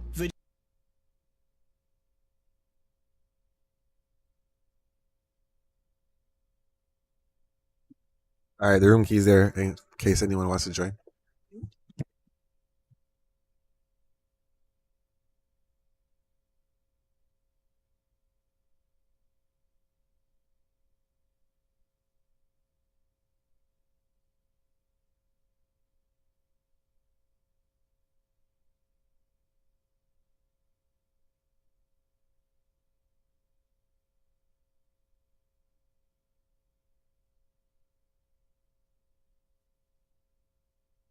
Leaving the room open for 1 minute. If anyone wants to join, feel free.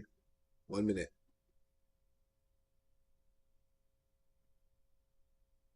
Yeah, everyone's game crashed.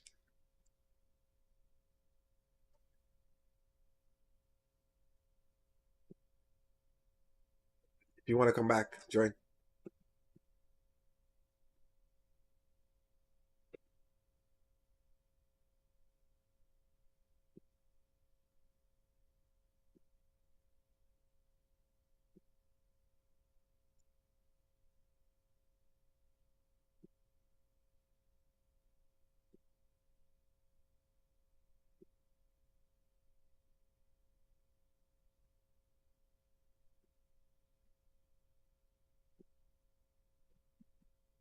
Max, should I wait on you or are you done?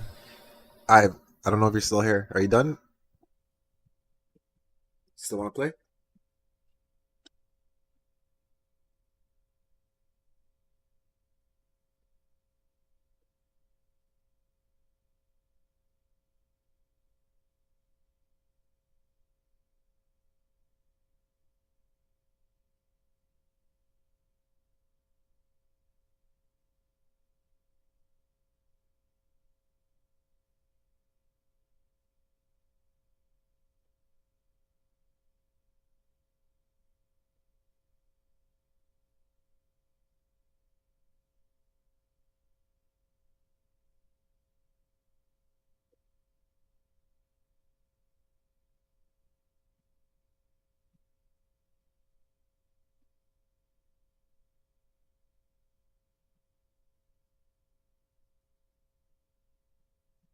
Vegeta underscores the importance of mental training. He states that in order to command 100% of their power, they'll need to force their bodies and spirits to relax outside of moments when they attack. Whis commends Vegeta for grasping this concept and scolds Goku for his lack of understanding, the latter noting it's easier said than done for Whis, as he's an angel. Whis then suggests a match between the three Saiyans, Goku, Vegeta, and Broly. However, Vegeta declines if Broly is involved, he and Goku fearing the consequences of the Saiyan losing control. In agreement, Whis tells Broly to sit this one out and observe Goku and Vegeta, and suddenly, Lord Beerus wakes up, greeting Whis. Informed that he's been sleeping for the past 4 months, Beerus turns in surprise to see Broly on his planet, Goku explaining that it was a precautionary measure to keep him safe from Frieza. Going on to yell about inviting unwanted guests, Beerus smells food coming from nearby, introduced to Lemo, the former member of Frieza's army. Tasting Lemo's food, Beerus is quite pleased and tells him he can stick around. Chi-Lai then walks up in fear of Beerus, who she notes is the most feared entity in the whole universe. Beerus, however, stares at her intently, immediately falling for her good looks and tells her she can stay as long as she wants. Distractions aside, Whis wants to get the sparring match between Goku and Vegeta started, exclaiming that transformations and long-ranged attacks aren't allowed. However, Goku questions if they can eat first, prompting a moment of relief. Elsewhere at the lookout, Piccolo approaches Dende to inquire about unlocking his latent potential, similar to how the Grand Elder on Namek empowered Gohan and Krillin long ago. Regretfully, Dende states that he's too young to perform such a task, but mentions using the Dragon Balls. He suggests that Piccolo use them to get rid of the Red Ribbon Army swiftly, but unwilling to bruise his pride, Piccolo declines. Dende then says he could ask Shenron to draw out his latent potential, surprising Piccolo, who was unaware the dragon could do such a thing. Piccolo wonders if he can gather the Dragon Balls in time, but Dende suspects Bulma has already collected them,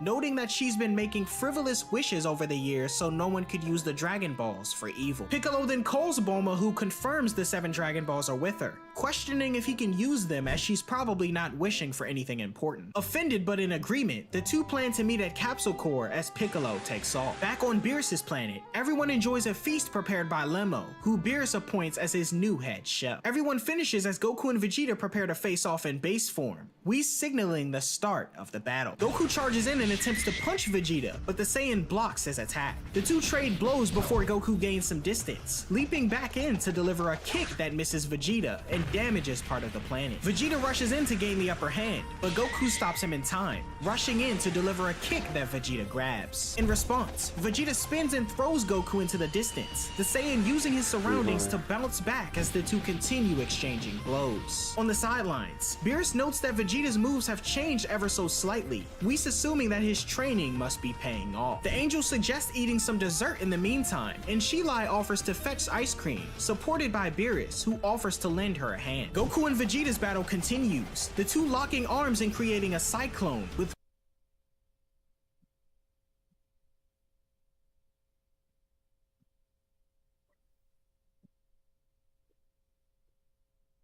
Let's go.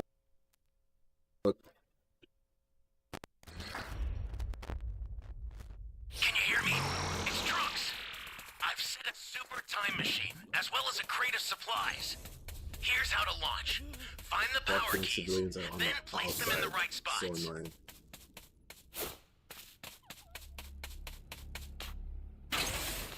He's heading towards V. You found a power key. Go slide. Nimbus!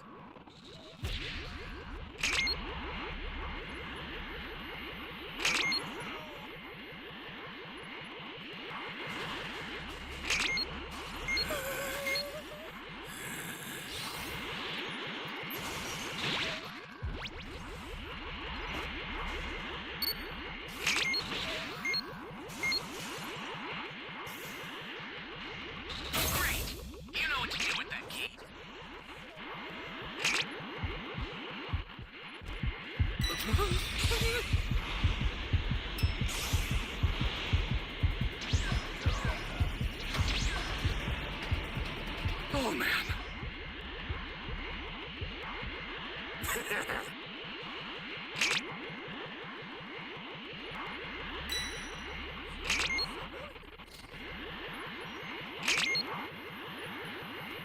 These are so annoying.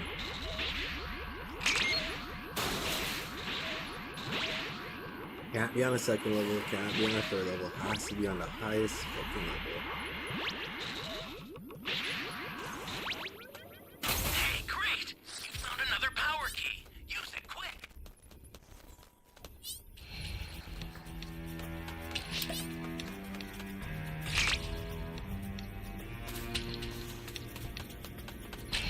That's a new power key. Place it now.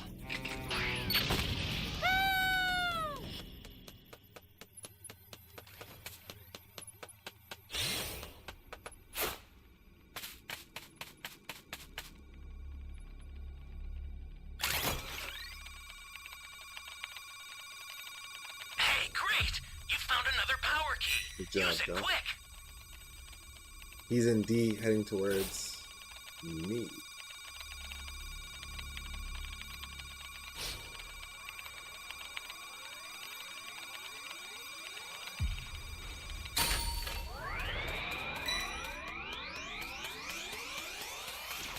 This is bad. Somebody's down. Exercise extreme caution if you're going to help them.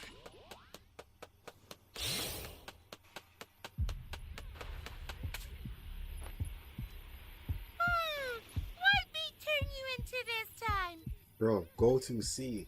I'll turn you into chocolate!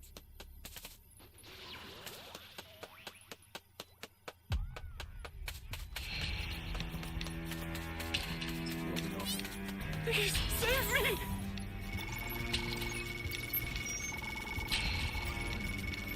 You have my thanks.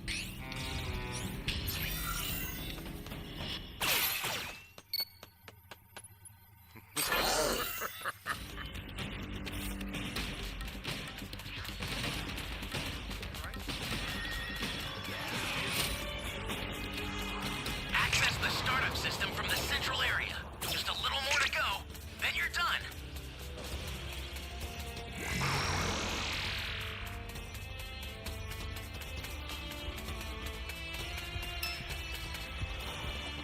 The startup system is under attack. Stop it if you can, but retreat if you need to. Got Man, it? I'm so sick of this game, bro. The startup system's You under put the attack. civilians right in the Dangerous. front. So if we tread go save them, carefully we're just if gonna you get wanna blasted. closer. Like, fuck, man.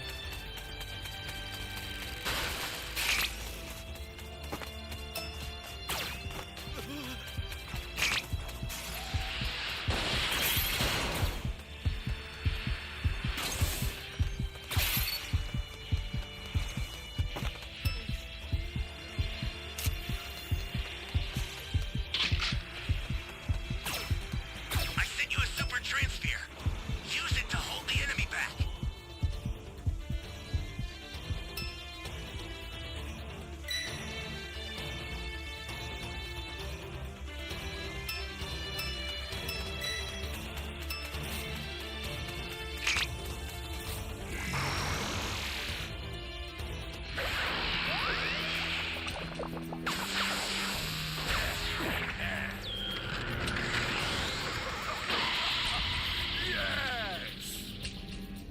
Oh no!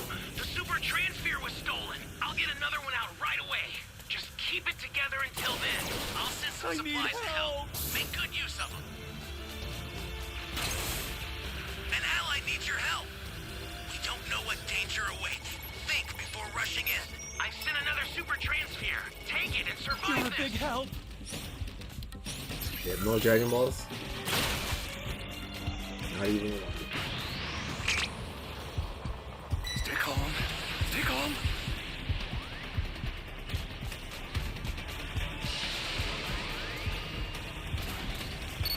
Where is the transfer?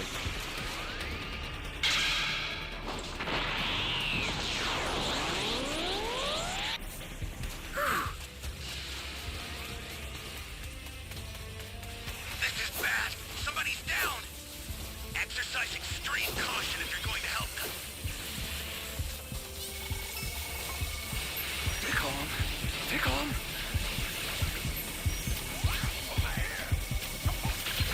Here comes the pain.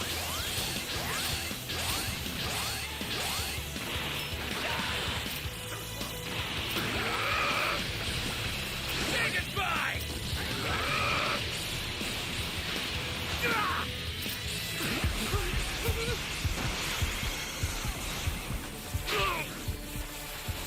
Oh man. An ally needs your help. We don't know what danger awaits. Think before rushing in.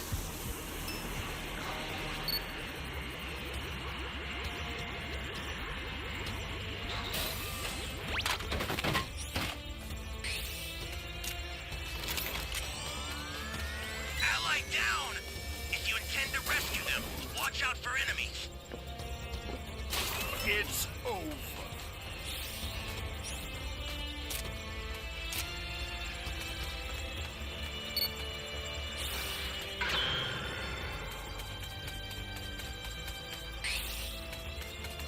What does that even mean?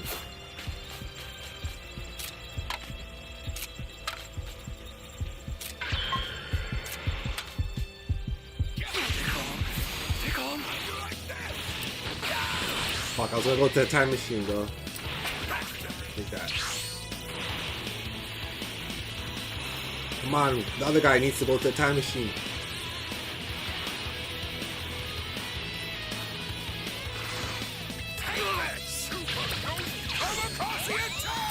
Big idea. Bro, why is this guy not on the time machine? It's over. This guy's a fucking pum pum, bro.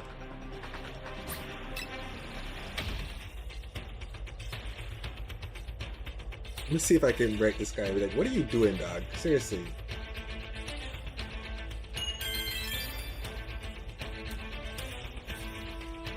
That's on Xbox. It's those people that just ruin the match, bro.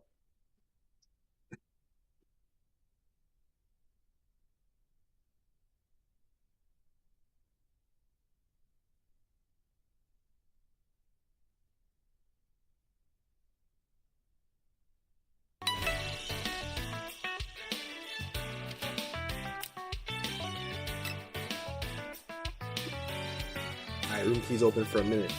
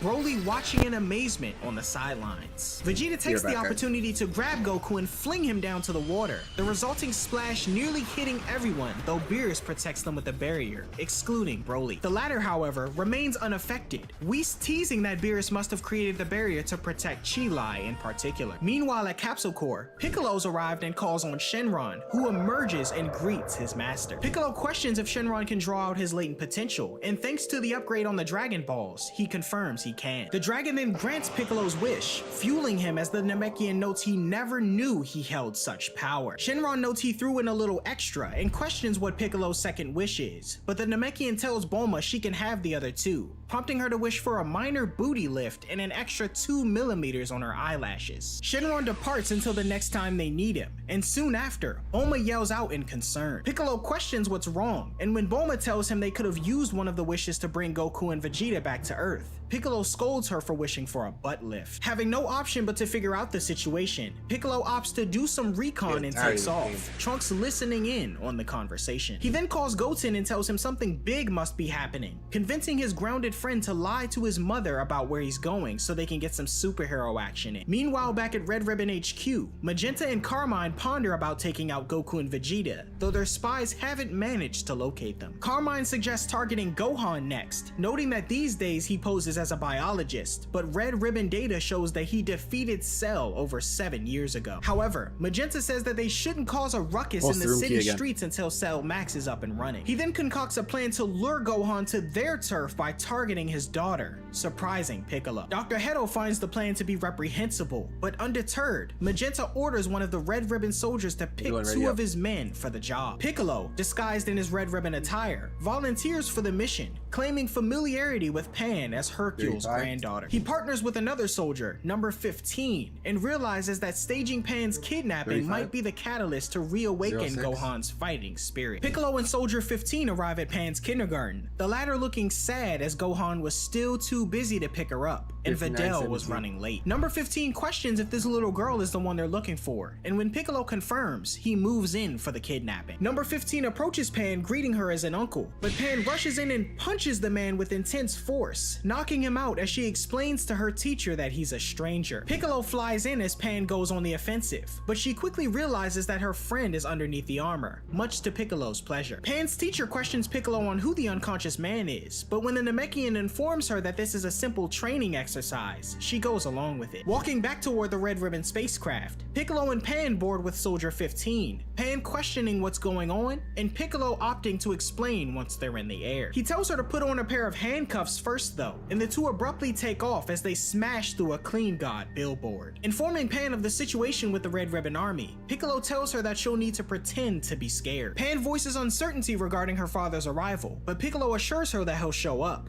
Otherwise, he'll beat him within an inch of his life. Soldier 15 then wakes up, immediately noticing Pan handcuffed as she pretends to be afraid. He notes that he doesn't want anyone knowing that he got beaten up by a kid, and Piccolo agrees to keep it a secret. Approaching Red Ribbon HQ, Soldier 15 throws Pan into a nearby chair, recording her as she keeps up her act. Carmine orders 15 to show Gohan and lure him to HQ, along with Piccolo, who's ordered to tag along as well. Arriving at Gohan's house, the two appear outside his window, Piccolo scratching to get his attention. Gohan opens his window and confronts the Red Ribbon soldiers, surprising Piccolo as his pupil hasn't recognized who he is. Holding Gohan at gunpoint, Soldier 15 tells him to follow them, but Gohan flicks the gun away, threatening to call the police. 15 then shows Gohan the recording of Pan in fear, triggering him as he grows concerned. In a rage, Gohan effortlessly snaps part of his window and appears in front of 15, powering up to Super Saiyan, much to everyone's surprise. The ground beneath them shatters as Gohan demands the location of his daughter, Soldier 15 apologizing in fear and kindly urging the Saiyan to follow them. Outside of HQ, the scene is set with a downpour of rain,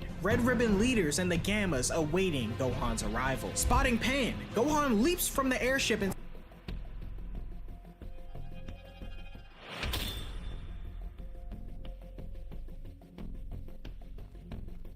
Guys, we got this.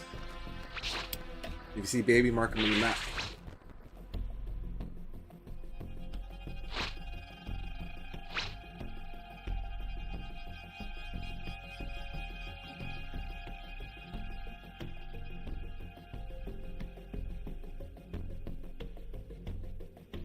It's all good, Super Saiyan. Come back whenever you're ready.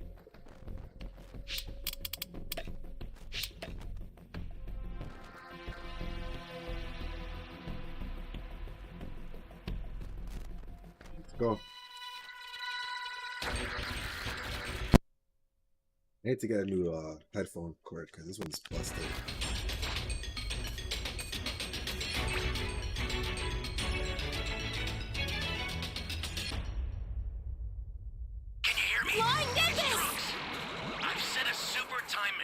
As well as a crate of supplies.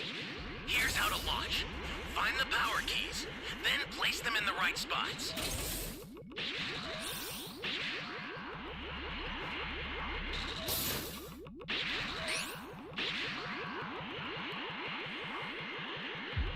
You found a power key.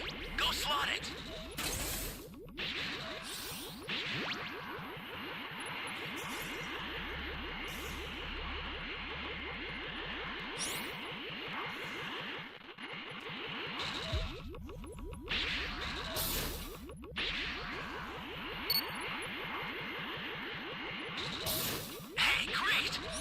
Another power key.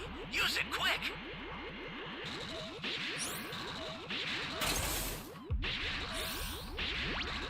Great. You know what to do with that key. That's a new power key. Place it now.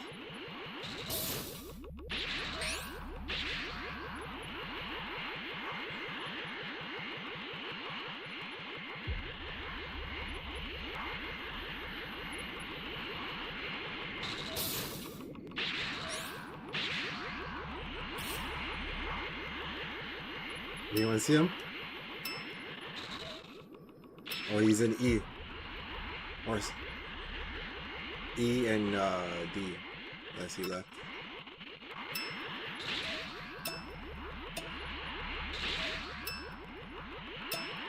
Great.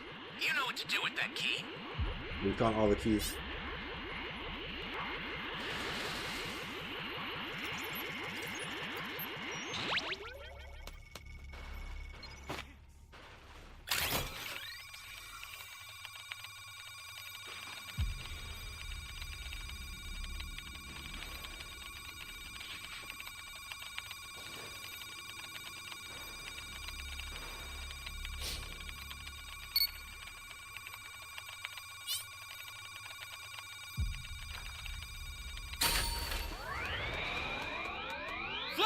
Nimbus!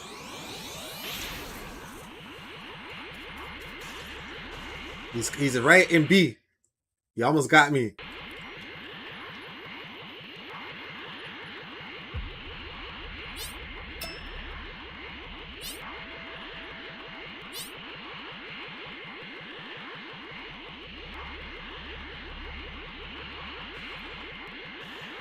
It's a civilian. I'm trying to save the civilian.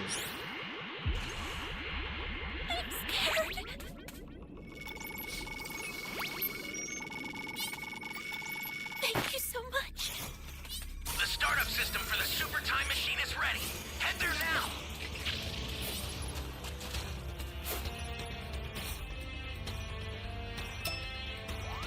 Gotcha!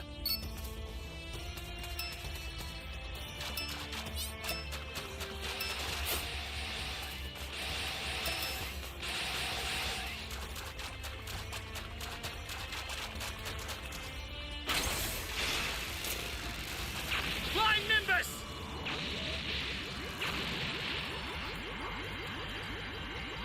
He's in the time machine.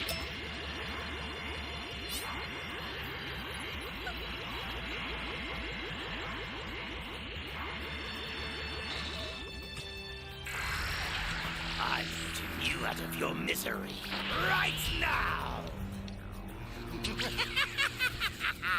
Copy that!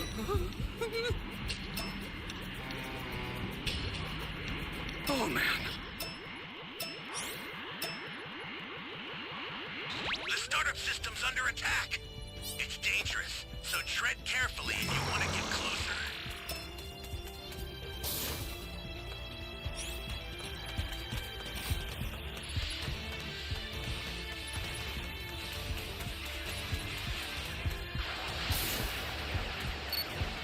Holy hell.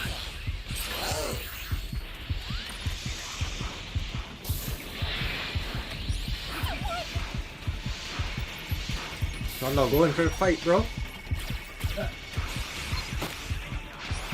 down! If you intend to rescue them, watch out for enemies.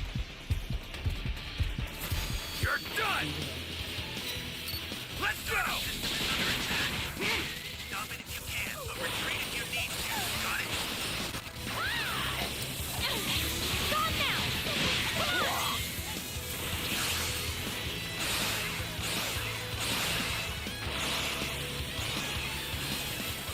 This is bad. Somebody's down. Exercise extreme caution if you're going to help them. Oh no! Too close for comfort.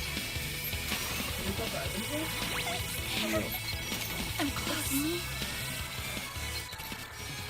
Oh no!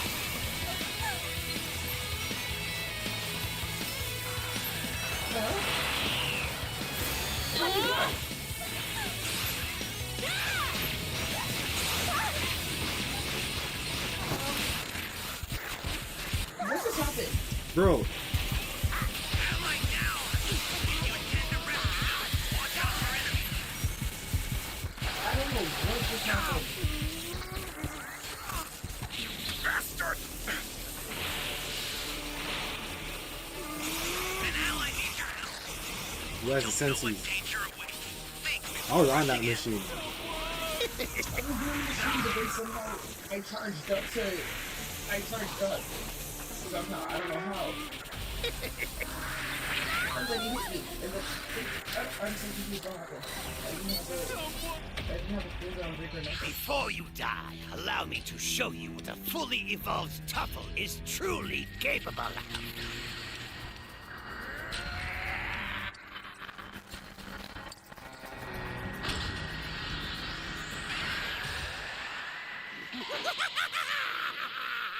I've included some ultra-divine water with the supplies. It should I lost my purify drink. any abnormalities in the body.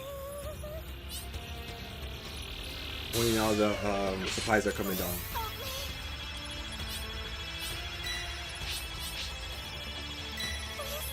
You have to keep them off the machine, guys. I owe you one. Oh, come on! I'm so over this. Thought I was a gon in here.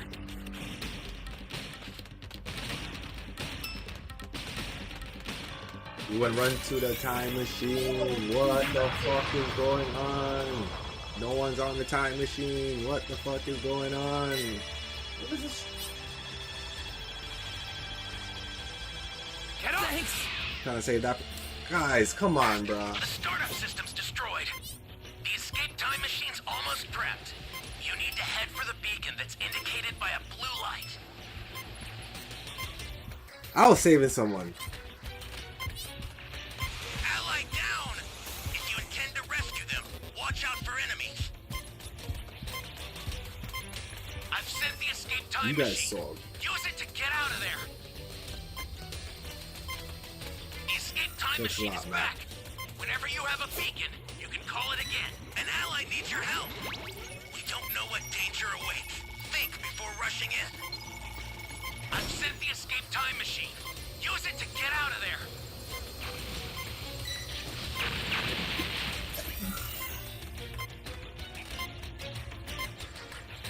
Who do you have left? Super Saiyan?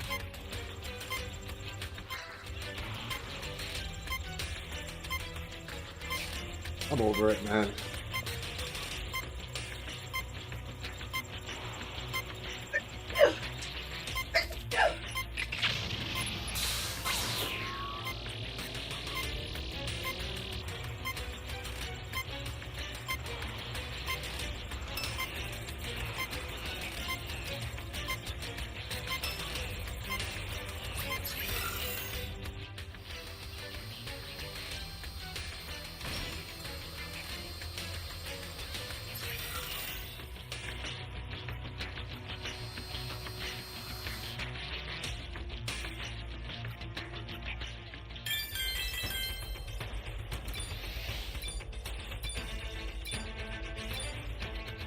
and smashes down in front of everyone, ready for action. Pan appears excited at witnessing her father's arrival, while simultaneously, Gamma 1 opts to fight Gohan first. Gohan, however, flies past the android to get his daughter to safety, but Gamma 2 swiftly appears and kicks him away. Landing, Gohan removes his turban as Gamma 1 insists on fighting first, the android charging in as Gohan manages to block his first attack. Gamma 1 continues his assault on the Half Saiyan, but Gohan lands a kick to his face, sending him to the ground. The android rises like a zombie though, headbutting Gohan and charging at him with a devastating kick. The attack lands, though Gohan is able to keep it from injuring him, the sheer magnitude of it sending the two underground as the Red Ribbon soldiers run away. Pan, observing from the sidelines, questions Piccolo whether her father can emerge victorious. However, the Namekian responds negatively, emphasizing that if Gohan can't manage to regain his battle instincts, he stands no hope of victory. Beneath Red Ribbon HQ, Gohan questions Gamma 1's identity, prompting him to state he's a superhero and land a few blows on the fighter. Gohan correctly deduces Gamma 1 to be an android, and questioning his tactics, the Half Saiyan is unable to keep up with the android's speed, as he explains that he's only following orders. Going on to say that he and the Red Ribbon Army seek to eliminate Gohan and his wicked cabal, the fighter grows confused as the Gamma outmaneuvers him and lands another blow. They initially continue their battle underground, but Gohan emerges from below,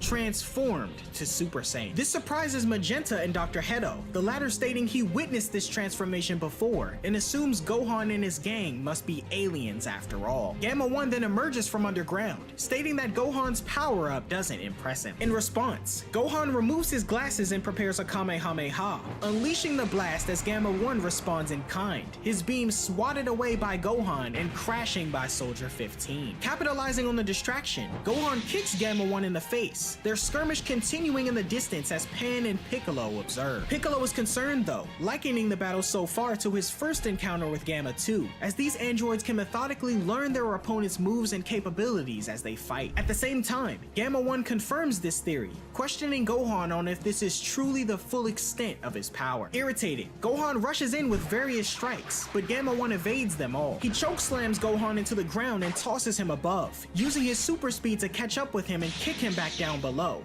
irritating Piccolo. Realizing Gohan will lose if this keeps up, Piccolo urges Pan to shout as if she's in pain. The two stage a performance to get Gohan's attention, triggering him as Gamma 2 urges the disguised soldier to remove his hands from the kid. This confuses Piccolo and Pan as Gohan awakens more of his instincts, yelling aloud and creating a bright flash that removes the rainy atmosphere completely. When the dust settles, we witness Gohan having reawakened his ultimate form, much to the surprise of Gamma 1. Gohan's energy disrupts the hologram covering Red Ribbon HQ, prompting a discovery from Krillin's commanding officer, Sergeant Nuts. After Krillin, Android 18, and Marin come out of a showcasing of Clean God 2 at the movie theaters, Krillin senses Gohan fighting in the distance. Sergeant Nuts then contacts Krillin, informing him that they've finally found the location of the Red Ribbon Army's secret base. Noticing that it's in the same direction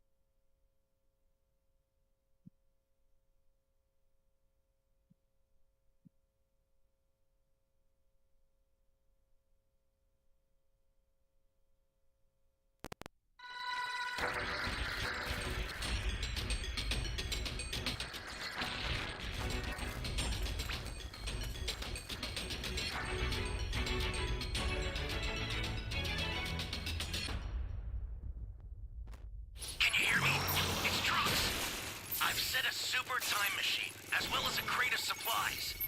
Here's how to launch. Find the power keys, then place them in the right spots.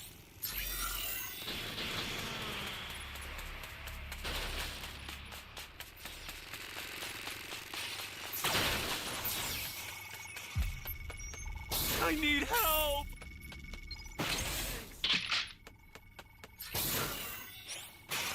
Someone! You're a big help! You found a power key. Go slot it.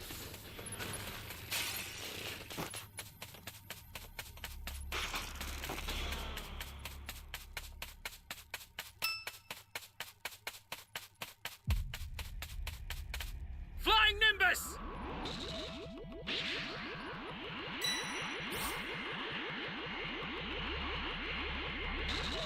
Great! You know what to do with that key.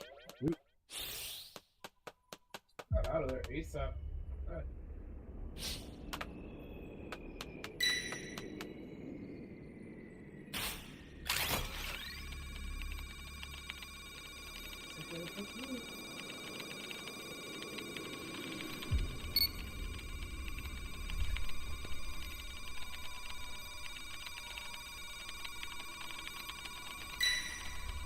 That's a new power key. Place it now.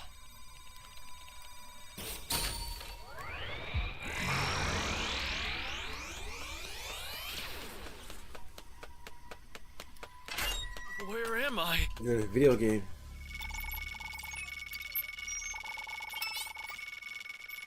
You be careful too, okay?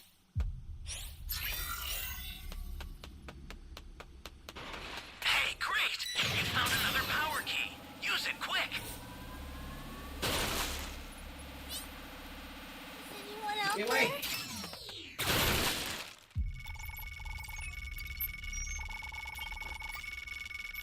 You're my savior. Catching me.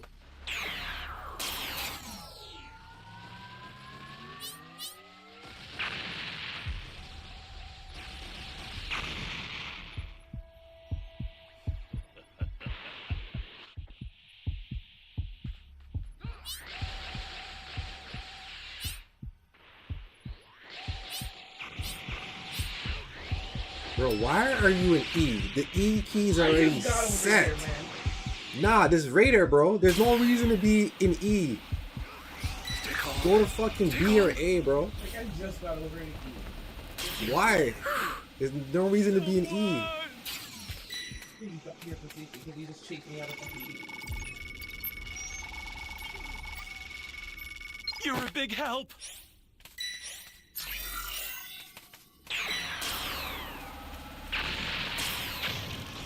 Where is this damn B key that no one is setting? I gotta set all the keys myself, bro.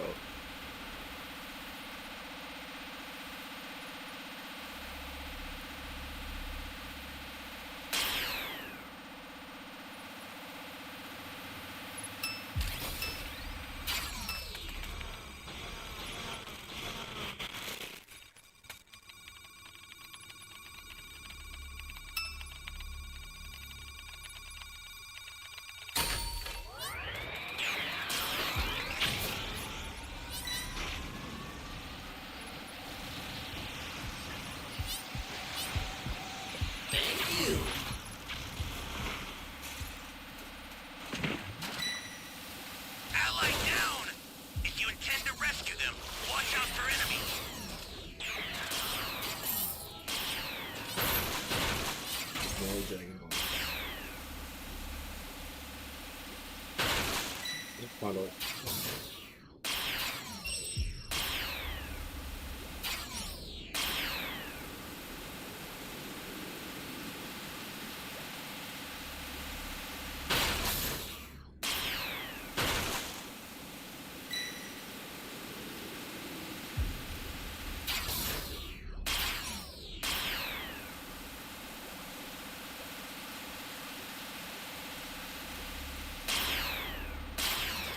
Flying Nimbus!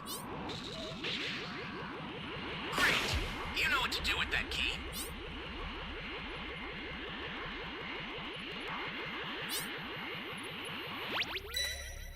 Thank you. Close.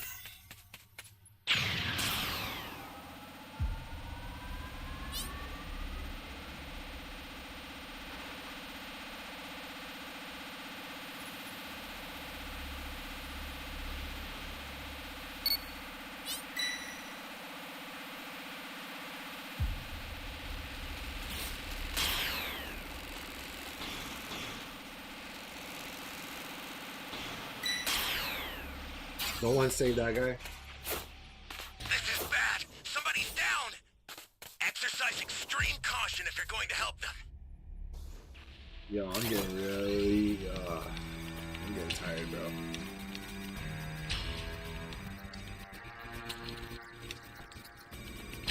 Tonight makes no sense. What is going on, guys?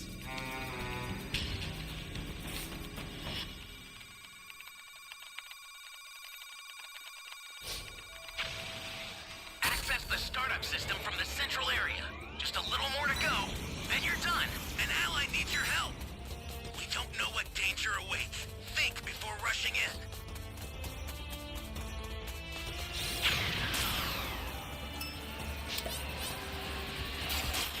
I'm gonna go that way. Ally down! If you intend to rescue them, watch out for enemies.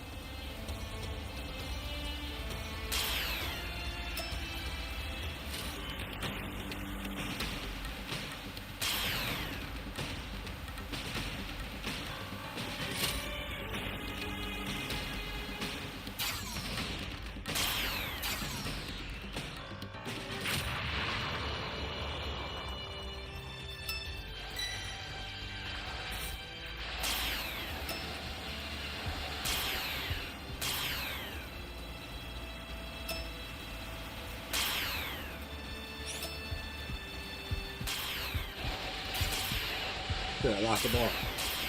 Holy hell. An ally needs your help. We don't know what danger awaits. Think before rushing in.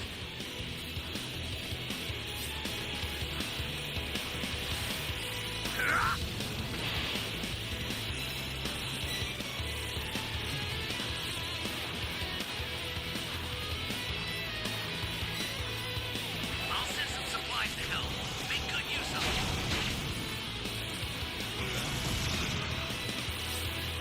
Guys, go to the time machine. What the fuck are you guys doing, man?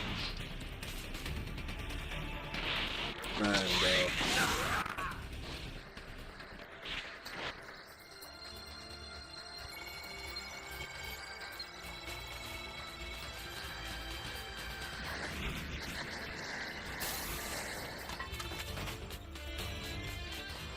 He's only level 2. Why don't you fight?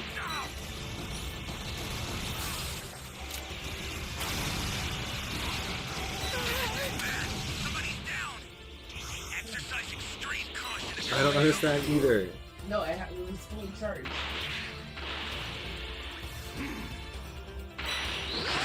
That makes sense.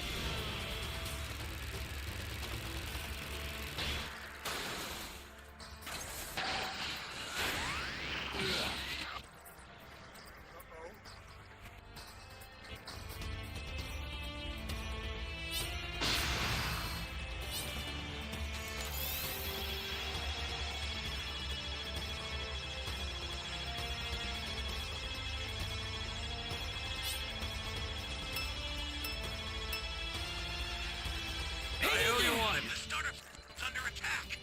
It's dangerous, so tread carefully if you want to get closer. The startup system is under attack. Stop it if you can, but retreat if you need to. Got it?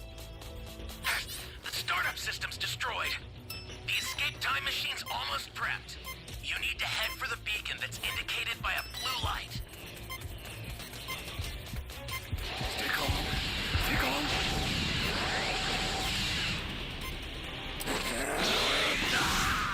I've set the escape time machine. Use it to...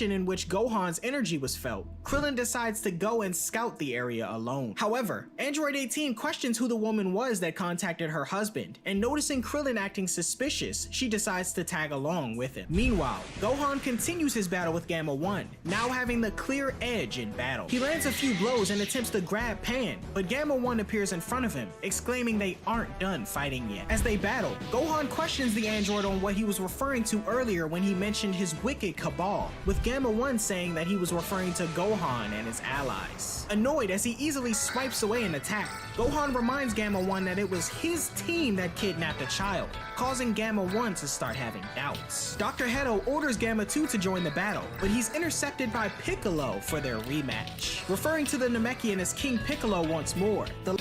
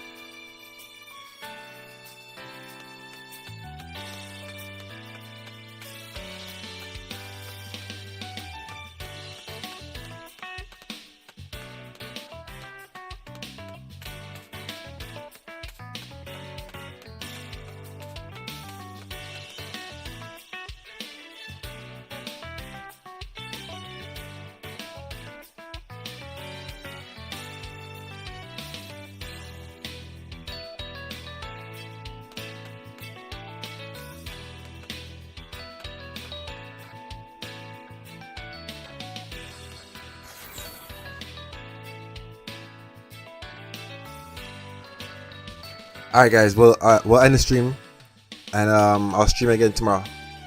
So if you stayed this long, I'd like to say thank you, appreciate it, have yourself a good night, and I'll see you guys tomorrow. Peace.